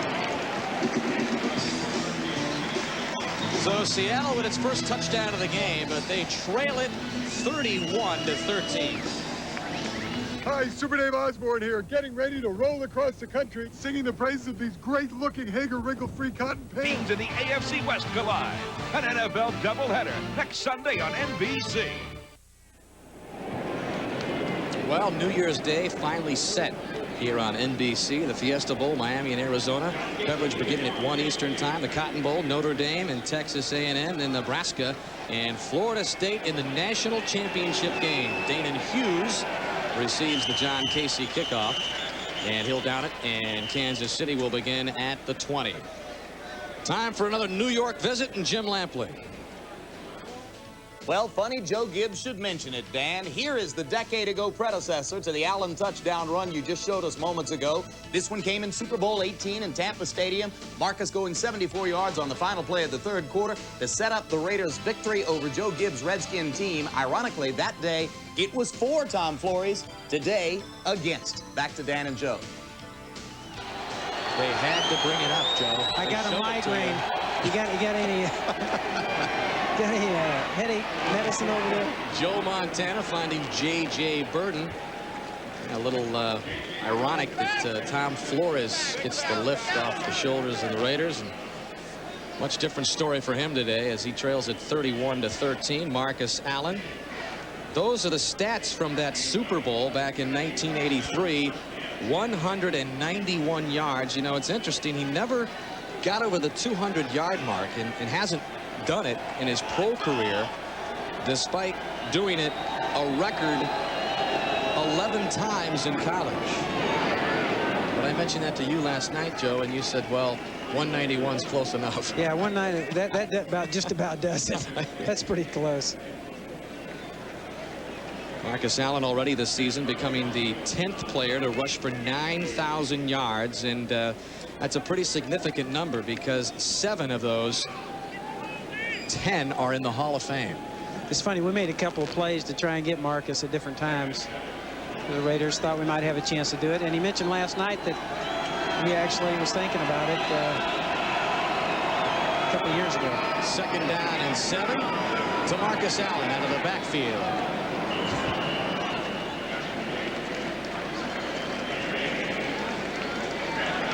And there seemed to be some confusion there because Marcus Allen went back into the ballgame, never checked into the huddle, just was the lone setback in the backfield, but somehow Joe Montana found a way to hook up with it. I don't know where they told him to go to the line of scrimmage. He wasn't covered by Seattle, or this was actually a design here. Let's take a look at it.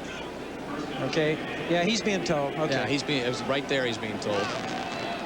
He just lined up, and Joe saw he wasn't covered and dumped the ball off to him. Well, he picks up the first down. Kansas City, the ball at the 42. This is Marcus Allen across midfield. Oh, is he fun to watch. Well, you know the story by now on Marcus Allen, the 11 seasons in Los Angeles, not given the chance at all. It's not fun for Tom Flores to watch right now. He liked it better when Marcus was on his team, I'll tell you. On those shots we saw earlier, a heck of a run here. This guy, I think this guy's got a lot left in him. Well, Joe, what do you think? Joe Montana still in the ball game. 2:42 left in the third quarter. They're up 31-13. Do you think we might see Dave Craig soon, or should we already have seen him? No, I think I'm not the guy to ask on that. I never like to substitute early. Well, he's got Fred Jones, and he is very close to another first down. That's another story within the story of this game, is the fact that Dave Craig backs up Joe Montana. And Dave Craig was so successful here in Seattle for 12 years. There he is, 3-time Pro Bowler as a member of the Seahawks here. And I saw Dave Craig before the game. He was a busy man, meeting up with all his old friends here. And the reverse, this is Fred Jones inside the 30. He is knocked out of bounds at about the 7-yard line, but a flag has been dropped. Patrick Hunter chased him down. A heck of a play on the reverse. It was actually played decently by Seattle. He just cut back up inside, made a heck of a run out of it. Marty's upset. 28-yard gain by Jones. I tell you, Marty was telling us a great recruiting story. He's got Joe Montana in, and he takes him out to dinner. We'll finish right after the ref makes his call here. We have a personal foul, illegal crackback block on number 82 offense. 15-yard penalty from the spot of the foul. So instead of a 28-yard gain by Fred Jones, Tim Barnett's crackback block brings the ball all the way back on the penalty. They're going to spot it all the way back at the 46. So Marty is in the recruiting mode, and he's got Joe Montana out to eat. And when they're eating in this back room, some fan that had too much to drink came in the back room and wouldn't leave. And so finally Marty gets up and says, hey, look, if I sign an autograph for you, will you leave? And he turns to him and he goes, who in the heck are you? He didn't recognize the coach. He recognized Joe Montana and wanted his autograph. First and 20 for Joe Montana on the run. And the pass is complete. And I believe it was Marcus Allen. Yes, it was. He was hidden from the sideline there. And the Chiefs standing along the near side. But Marcus Allen with another reception. And well short of the first down. Here's the pressure on Joe Montana. The one thing that you don't want to get at this point in the game is start getting him hit a little bit here. I think they'll be pretty conservative and make sure they keep enough people in to protect for him. So right now it's 2nd down and 16 after the reception by Allen, who did a nice tightrope job on the near side.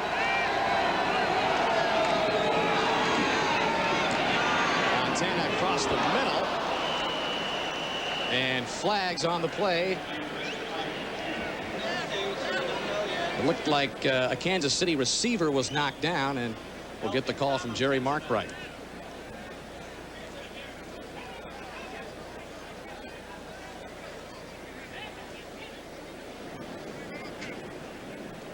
.113 left in the 3rd quarter. Kansas City in command, 31-13. Illegal formation foul.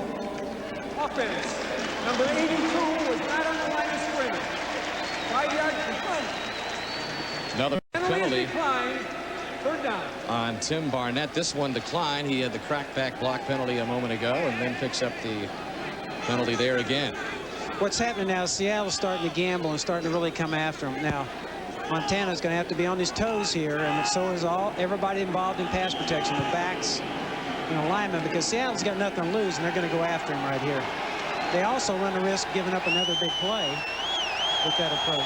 3rd down and 16. Another flag as a Seahawk jumped off sides. Was he drawn? We'll find out. Meanwhile, Montana's pass is picked off by Robert Blackman at the 10. A big penalty here. It looked like Seattle's offside. If that's the case, it nullifies a interception here that really should not have been thrown. Joe Montana here makes a mistake that certainly a veteran shouldn't make, throwing late and high down the middle.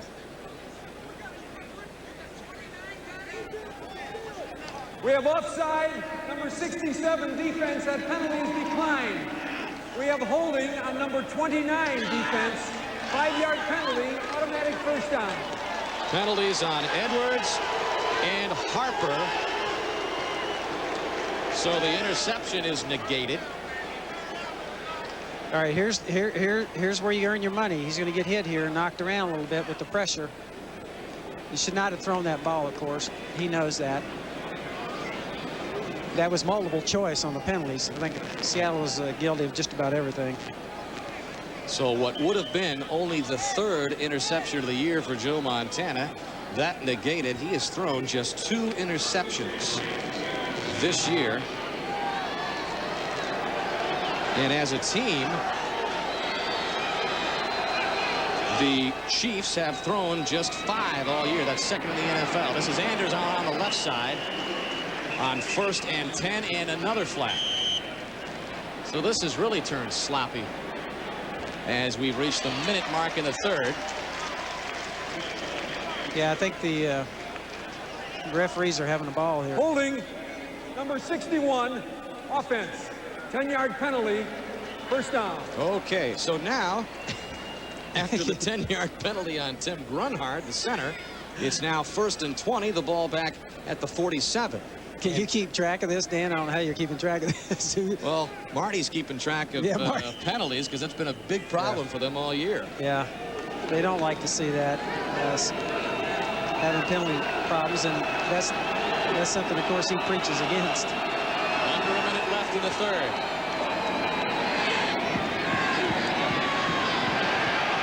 Montana to Allen. Marcus Allen trying to skirt number 25, Robert Blackman. Blackman's able to drag him down, so it's only a gain of 3 as the clock continues to run, 30 seconds and counting. You don't like to go over and over and over something, but what makes Joe Montana so, I think, miraculous is dropping this ball off to these 3rd and 4th receivers like this, and that's what everybody talks about.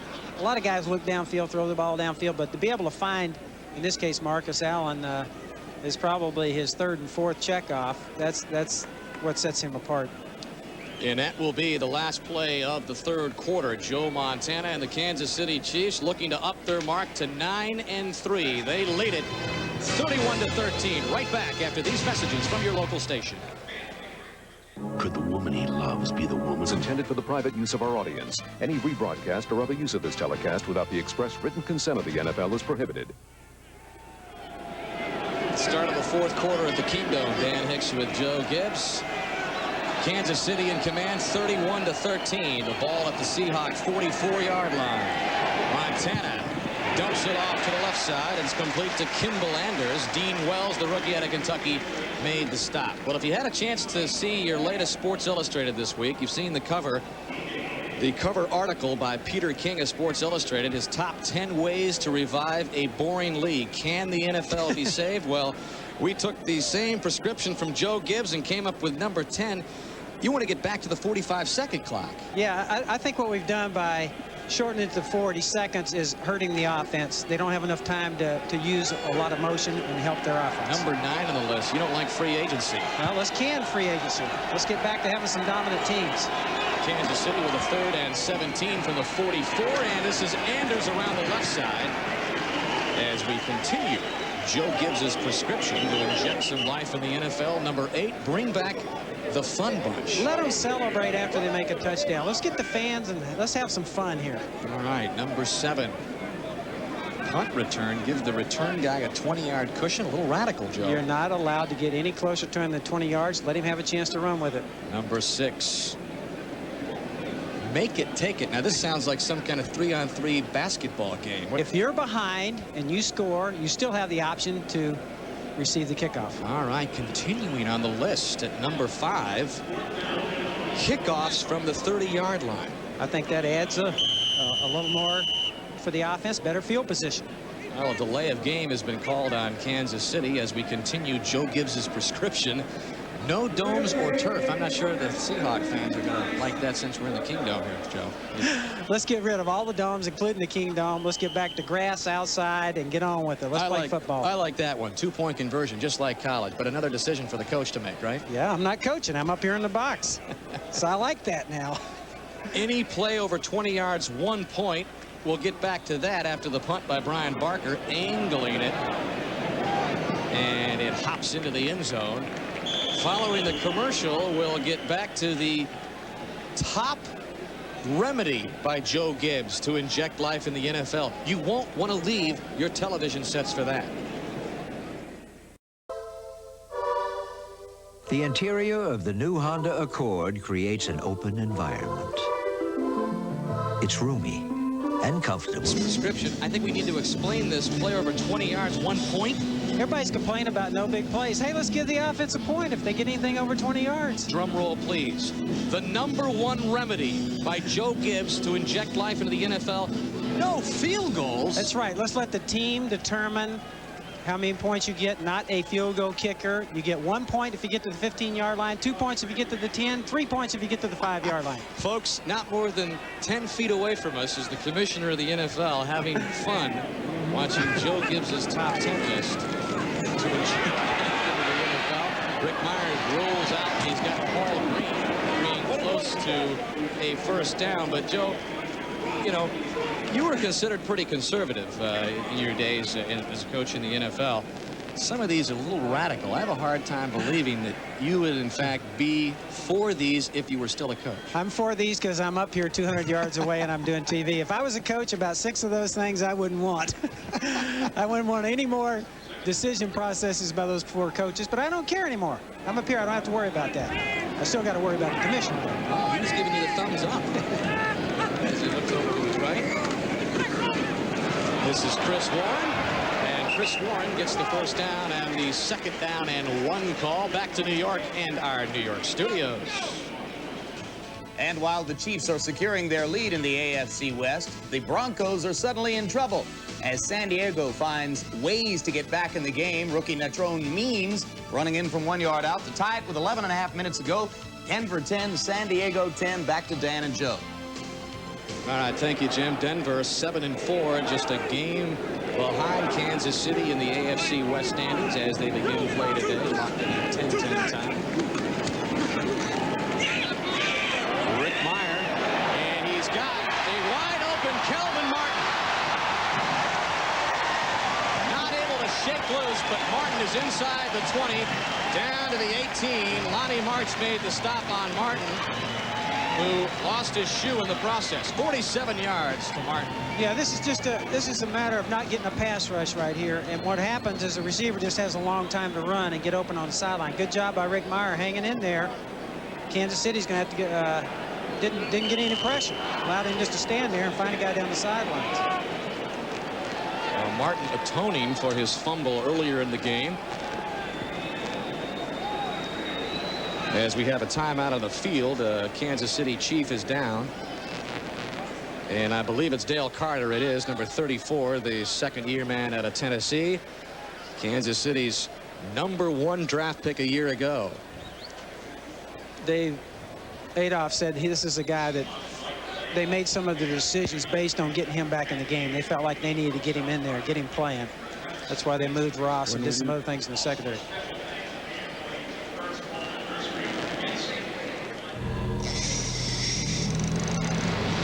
Gulf of Mexico, where world-class fishermen like Jim come to battle the big boys. Jim, you got one. Yeah, hey, this calls for a celebration. How about a cold O'Doul? Thanks. Only 70 calories and non-alcohol, because out here, you never know what's biting. When you want the refreshing taste of beer without all the alcohol, think O'Doul's. It's what beer drinkers drink when they're not drinking. NBC is brought to you by American Honda, who has been making quality cars in America for the past 11 years. By O'Doul's, it's what beer drinkers drink when they're not drinking beer. By Chic Tracer, it traces every curve on your face. And by De Beers, make this a Christmas you'll never forget. Diamonds. Back at the Kingdom, and just a moment ago, after responding to Joe Gibbs's prescription for the NFL, the politically correct thumbs up from the commissioner himself. Joe, that's got to make you feel awfully, awfully proud.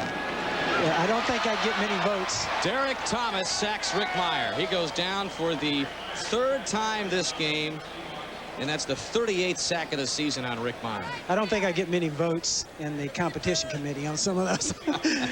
the commissioner might give it to me, but I doubt if Don Shula would. There is Derek Thomas. Well, that's doing the honors. And for Derek Thomas, another sack. He leads the team now with 7. 63 in his career, 2nd all-time on the Chiefs sack list. 2nd and 14 for the Seahawks. They trail at 31-13. Warren inside the 20 down to the 19. A gain of 4 for him, so that'll bring up 3rd down and 10. Tracy Rogers made the stop. Dale Carter, when we last left you, was being helped off the field, had the wind knocked out of him, so we expect he'll return to the game and continue. You know, everybody was bringing up the fact of Tom Forey's bringing Rick Meyer along slowly. I think the fact he's still healthy at this point of the year is a big point on that. I think he's doing the right thing, and he's bringing him along and getting him to play a lot this year and staying healthy. Here he is working out of the shotgun. Lofting it, Brian Blades his way in the end zone, but an excellent play by Albert Lewis. Lewis with a fumble recovery and an interception already to his credit. Just waved that away from Brian Blades, and Larry Kennedy, the offensive coordinator, is hot for Seattle.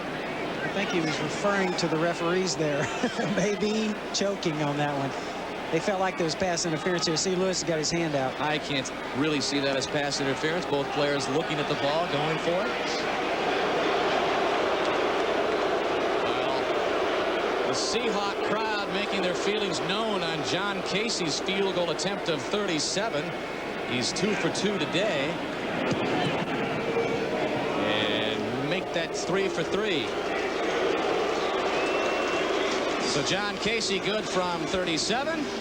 But the Seahawks still trail at 31-16. For the Heisman Trophy. Find out live on NBC. Followed by the most demanding test of human endurance, the Gatorade Ironman Triathlon. An early Christmas gift next Saturday on NBC. Well, NFL Commissioner Paul Tagliabue has left the kingdom, but not before handing us a message just a couple of moments ago, Joe, in regards to your prescription for the NFL. Says, we'll take 6 of the 10. Not bad. Not bad. He handed it to us down here. Best regards, Paul Tagliabue. Yes. Well, the field goal from Casey has brought the Seahawks within 31-16 as J.J. Burton A fair catch. makes a fair catch at the 13. No, that is legal. I mean, I thought that was pretty heads up on his part. Pretty heads up. We just don't see it very often. I know it. That kickoff went 50 yards high, and J.J. did a heck of a job. A lot of players in the NFL probably don't even know that you can do that, fair catch a kickoff. Absolutely. A heads-up play. Because it was perfectly placed in the field, the kickoff from John Casey, and he just makes the fair catch, and Kansas City will begin from the 14. And this is Marcus Allen, who already has 3 touchdowns to his credit.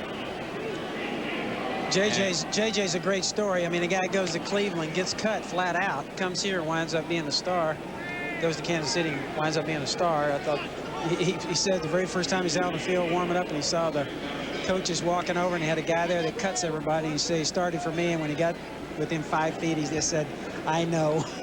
Got up and left. Well, J.J. Burton and Willie Davis have taken some criticism in Kansas City.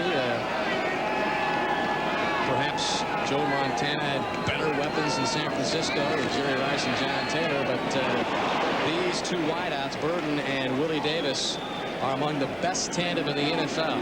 And I think they're excited about the offensive change too, Dan.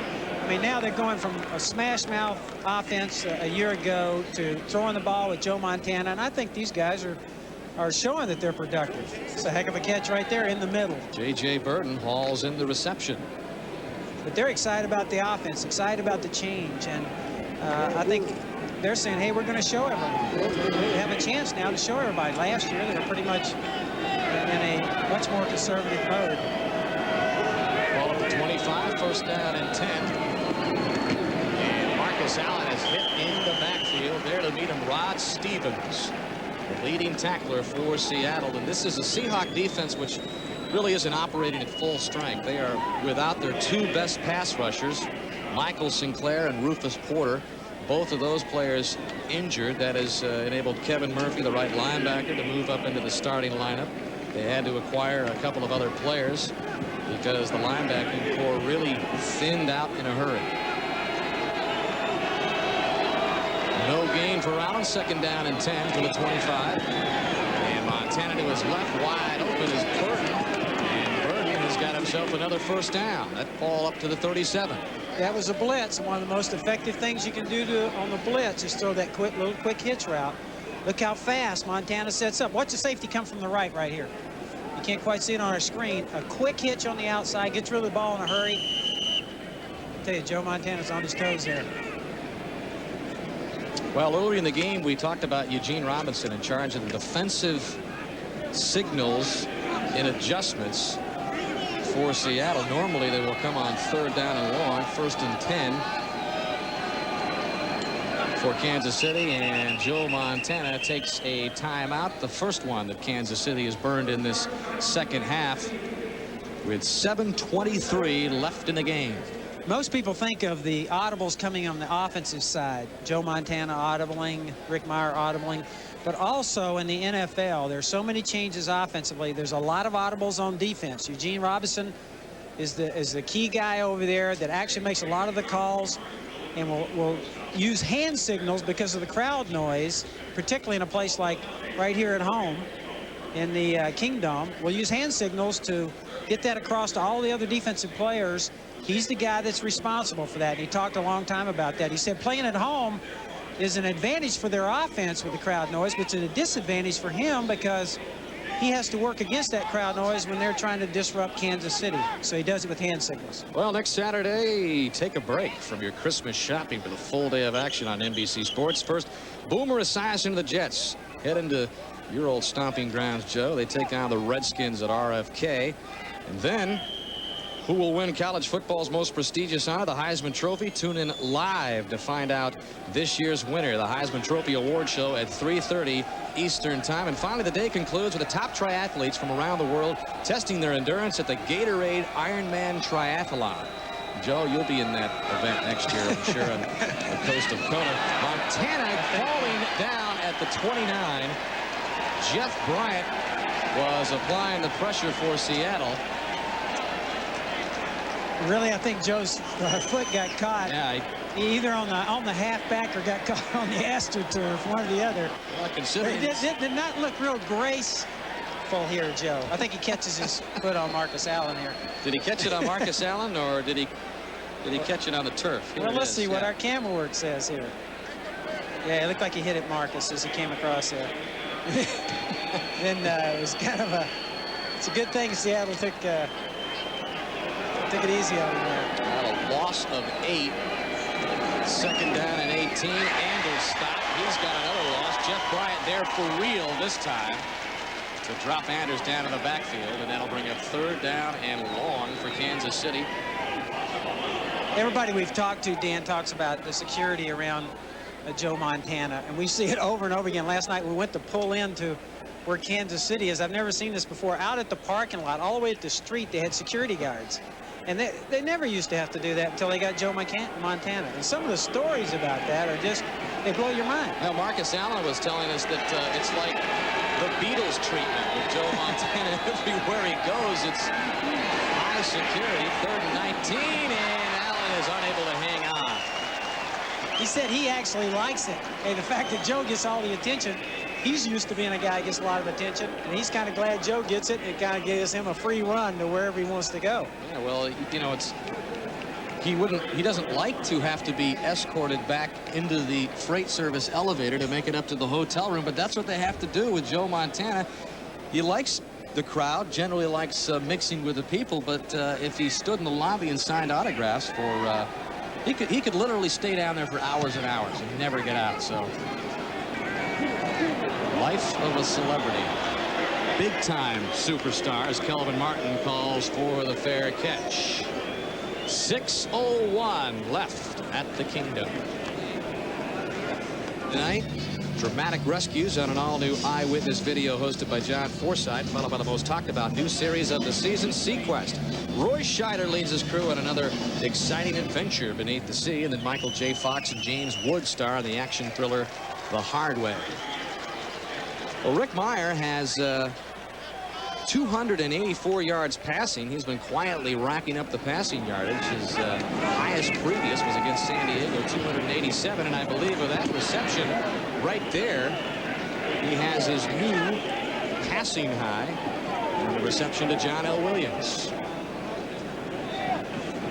But he has also thrown some interceptions. And he got another one today, his 14th of the season. And Kansas City has been turning turnovers into touchdowns today at the Kingdom. That one incomplete to John L. Williams. Yeah, this is the way you do not like to get a big passing day. Making mistakes, being behind, throwing the ball. Lots of times, to be truthful, most of the time when you look at the stats at the end of the day in the NFL, the teams that threw for 300 yards or better normally lose. Well, the Chiefs 3 for 3 in turning Seattle turnovers into touchdowns. And the story today for Kansas City, up 31-16, 5.5 minutes left. Meyer slinging it across the middle. Brian Blades was the intended receiver. He wanted pass interference on number 27, Jay Taylor, but he won't get it.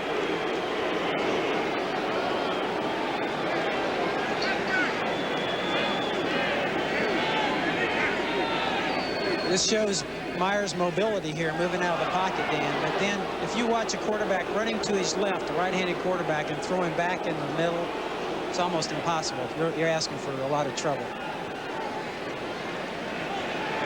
I think he might have got in there. I'd say that was pass interference. Blades with a legitimate gripe. So Rick Tootin will punt. And he gets a beauty off, drives Dale Carter back, and Carter will let the ball bounce into the end zone. And Kansas City will have it 1st and 10 from the 20. 5:14 left. Still in the ball game for Kansas City. They're up 31-16. 5 minutes and 14 seconds left. What do you think, Joe? Yeah, I'm not sure here. I'd like to have him out of here. I'll go on record with that one. I think at this point in the game, we're good to get him out of there. Well, Kimball Anders is stopped behind the line of scrimmage.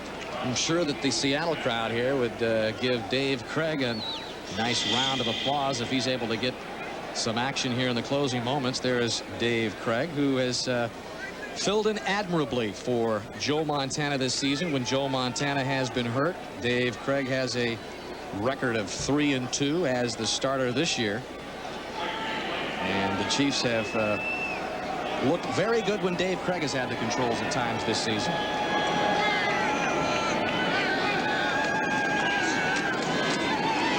Montana to a wide open Willie Davis. And Davis is up at the 38 for another Chief first down. Robert Blackman made the stop. Gain of 19 for Davis.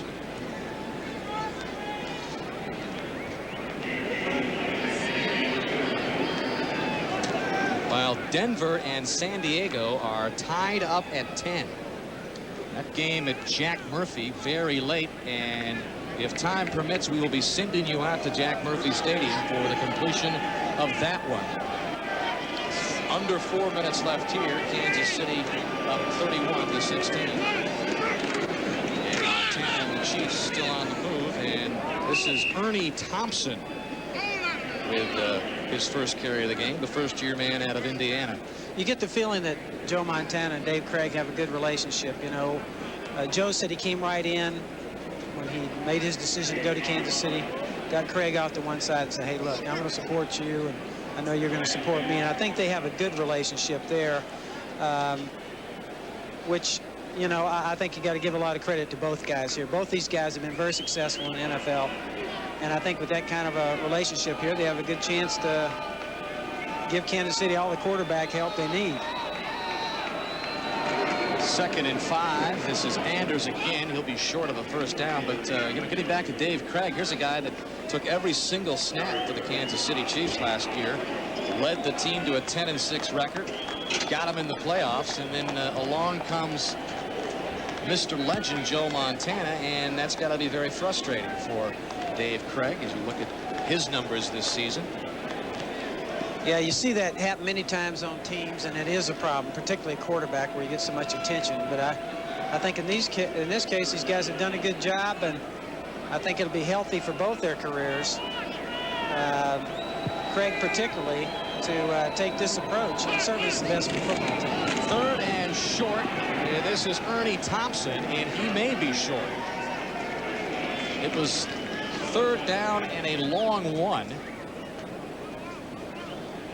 Rod Stevens was there to meet Thompson as we are approaching the 2-minute warning. I think one of the wildest things on the security deal with Joe Montana, we were talking to him, and we've got a well, we'll finish back and finish that story. Finish that up when we come back. 2-minute warning at the Kingdome in Seattle. Eager, wrinkle-free Cotton Super play of the game in the 2nd quarter. The Chiefs' 2nd all-time leading sacker, Derek Thomas, pressured Rick Meyer, but his journey to the goal line hadn't even begun as Mickle forced the fumble, and Derek Thomas was gone 86 yards on the fumble recovery for the touchdown. Certainly a big play there. We got the 2-minute warning there. I was rudely interrupted my story. Joe Montana came out, going to sign some autographs. A kid, I guess, was hiding underneath his car, and it could have been a dangerous situation before somebody noticed him. Things like that are happening to this guy all the time. Kelvin Martin lets the Brian Barker punt sail over his head, and it turns out to be a mistake. It checked up at about the 2-yard line, and that's where Seattle will begin with 1:51 left. Time to relax for Joe Montana and the Chiefs. Pass as he was looking down the far side for Doug Thomas, Kevin Ross on the coverage. With 1:45 left, the Chiefs up 31-16 over Seattle.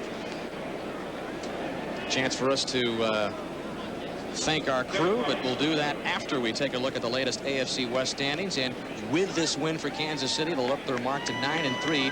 Right now in San Diego, Denver, which began the day a game behind Kansas City, tied up with San Diego 10-10. Time permitting, we will switch you after that game for the completion of that one. Rick Miers' pass picked off. Number 42, Charles Mincy. And yet another turnover by Seattle. It was intended for Brian Blades, and the second interception of the day for Rick Miers, 15 on the year. We take a look at Rick Miers' pass here. I actually think this one goes right through the hands of the receiver, a little high. This may sound crazy because he made several mistakes today, Rick Miers, but I think in this game I saw big progress from earlier in the year in just throwing the football. I mean, he missed that seam route, and he did make some big critical mistakes, but he threw the ball extremely well today. And I tell you what, that's coming just from a coach's eyes, but I know the fans may not see it that way, but I tell you, they got a bright future in this guy. I'm sure everybody here knows it. This guy right here is going to, I think, make his presence felt in the NFL. And Joe Montana will take a knee. The executive producer of NBC Sports is Tommy Roy. Coordinating producer of NBC's football is John Faratzis. Today's game produced by Terry Ewert. Directed by John Gilmartin. Associate Director Ray Benassi. Bill Herbstman, our production associate. And I'd like to thank our spotters today, Ron Cowden and Mike McKenna, as well as our stage manager, Kathy Rossini, and the stat man, Barry Culver, a cracked staff here in the Kingdom booth this afternoon. Up in the booth and in the truck. Under a minute left. I'm looking across the field at Rick Miers and Joe Montana. Think back to Joe Montana's first few years. I mean, hey, this guy is coming in, starting for a team, Rick Miers is, playing all year. It's certainly a much faster start than Joe Montana got. That was a real struggle for Joe early. And the numbers for Joe Montana: did not throw an interception all day. And the big blow will be to the Seattle Seahawks playoff hopes. The Seattle Seahawks will fall to 5-7, and barring a miracle down the stretch of the season, it looks like Seattle will be sitting home for the playoffs. That was a goal of this team as they began the season. They won 3 of their first 5, but things have turned sour all of a sudden. They've now lost 5 of 7, and Kansas City wins it. They improve to 9-3. Final score from the Kingdom: Kansas City, off the strength of 4 turnovers, beats Seattle 31-16. Let's send you out to San Diego. Let's send us to Signal Hill for the Chiefs postgame report here on News Channel 4. I'm Kevin Keatsman. You've just seen the Chiefs beat the Seattle Seahawks by a final score of 31-16. Sports director Frank Bowl is standing by live out at the Seattle Kingdom. He'll have reactions to today's big win. Plus, we'll have all the highlights, so stay where you are. The Chiefs postgame report is next.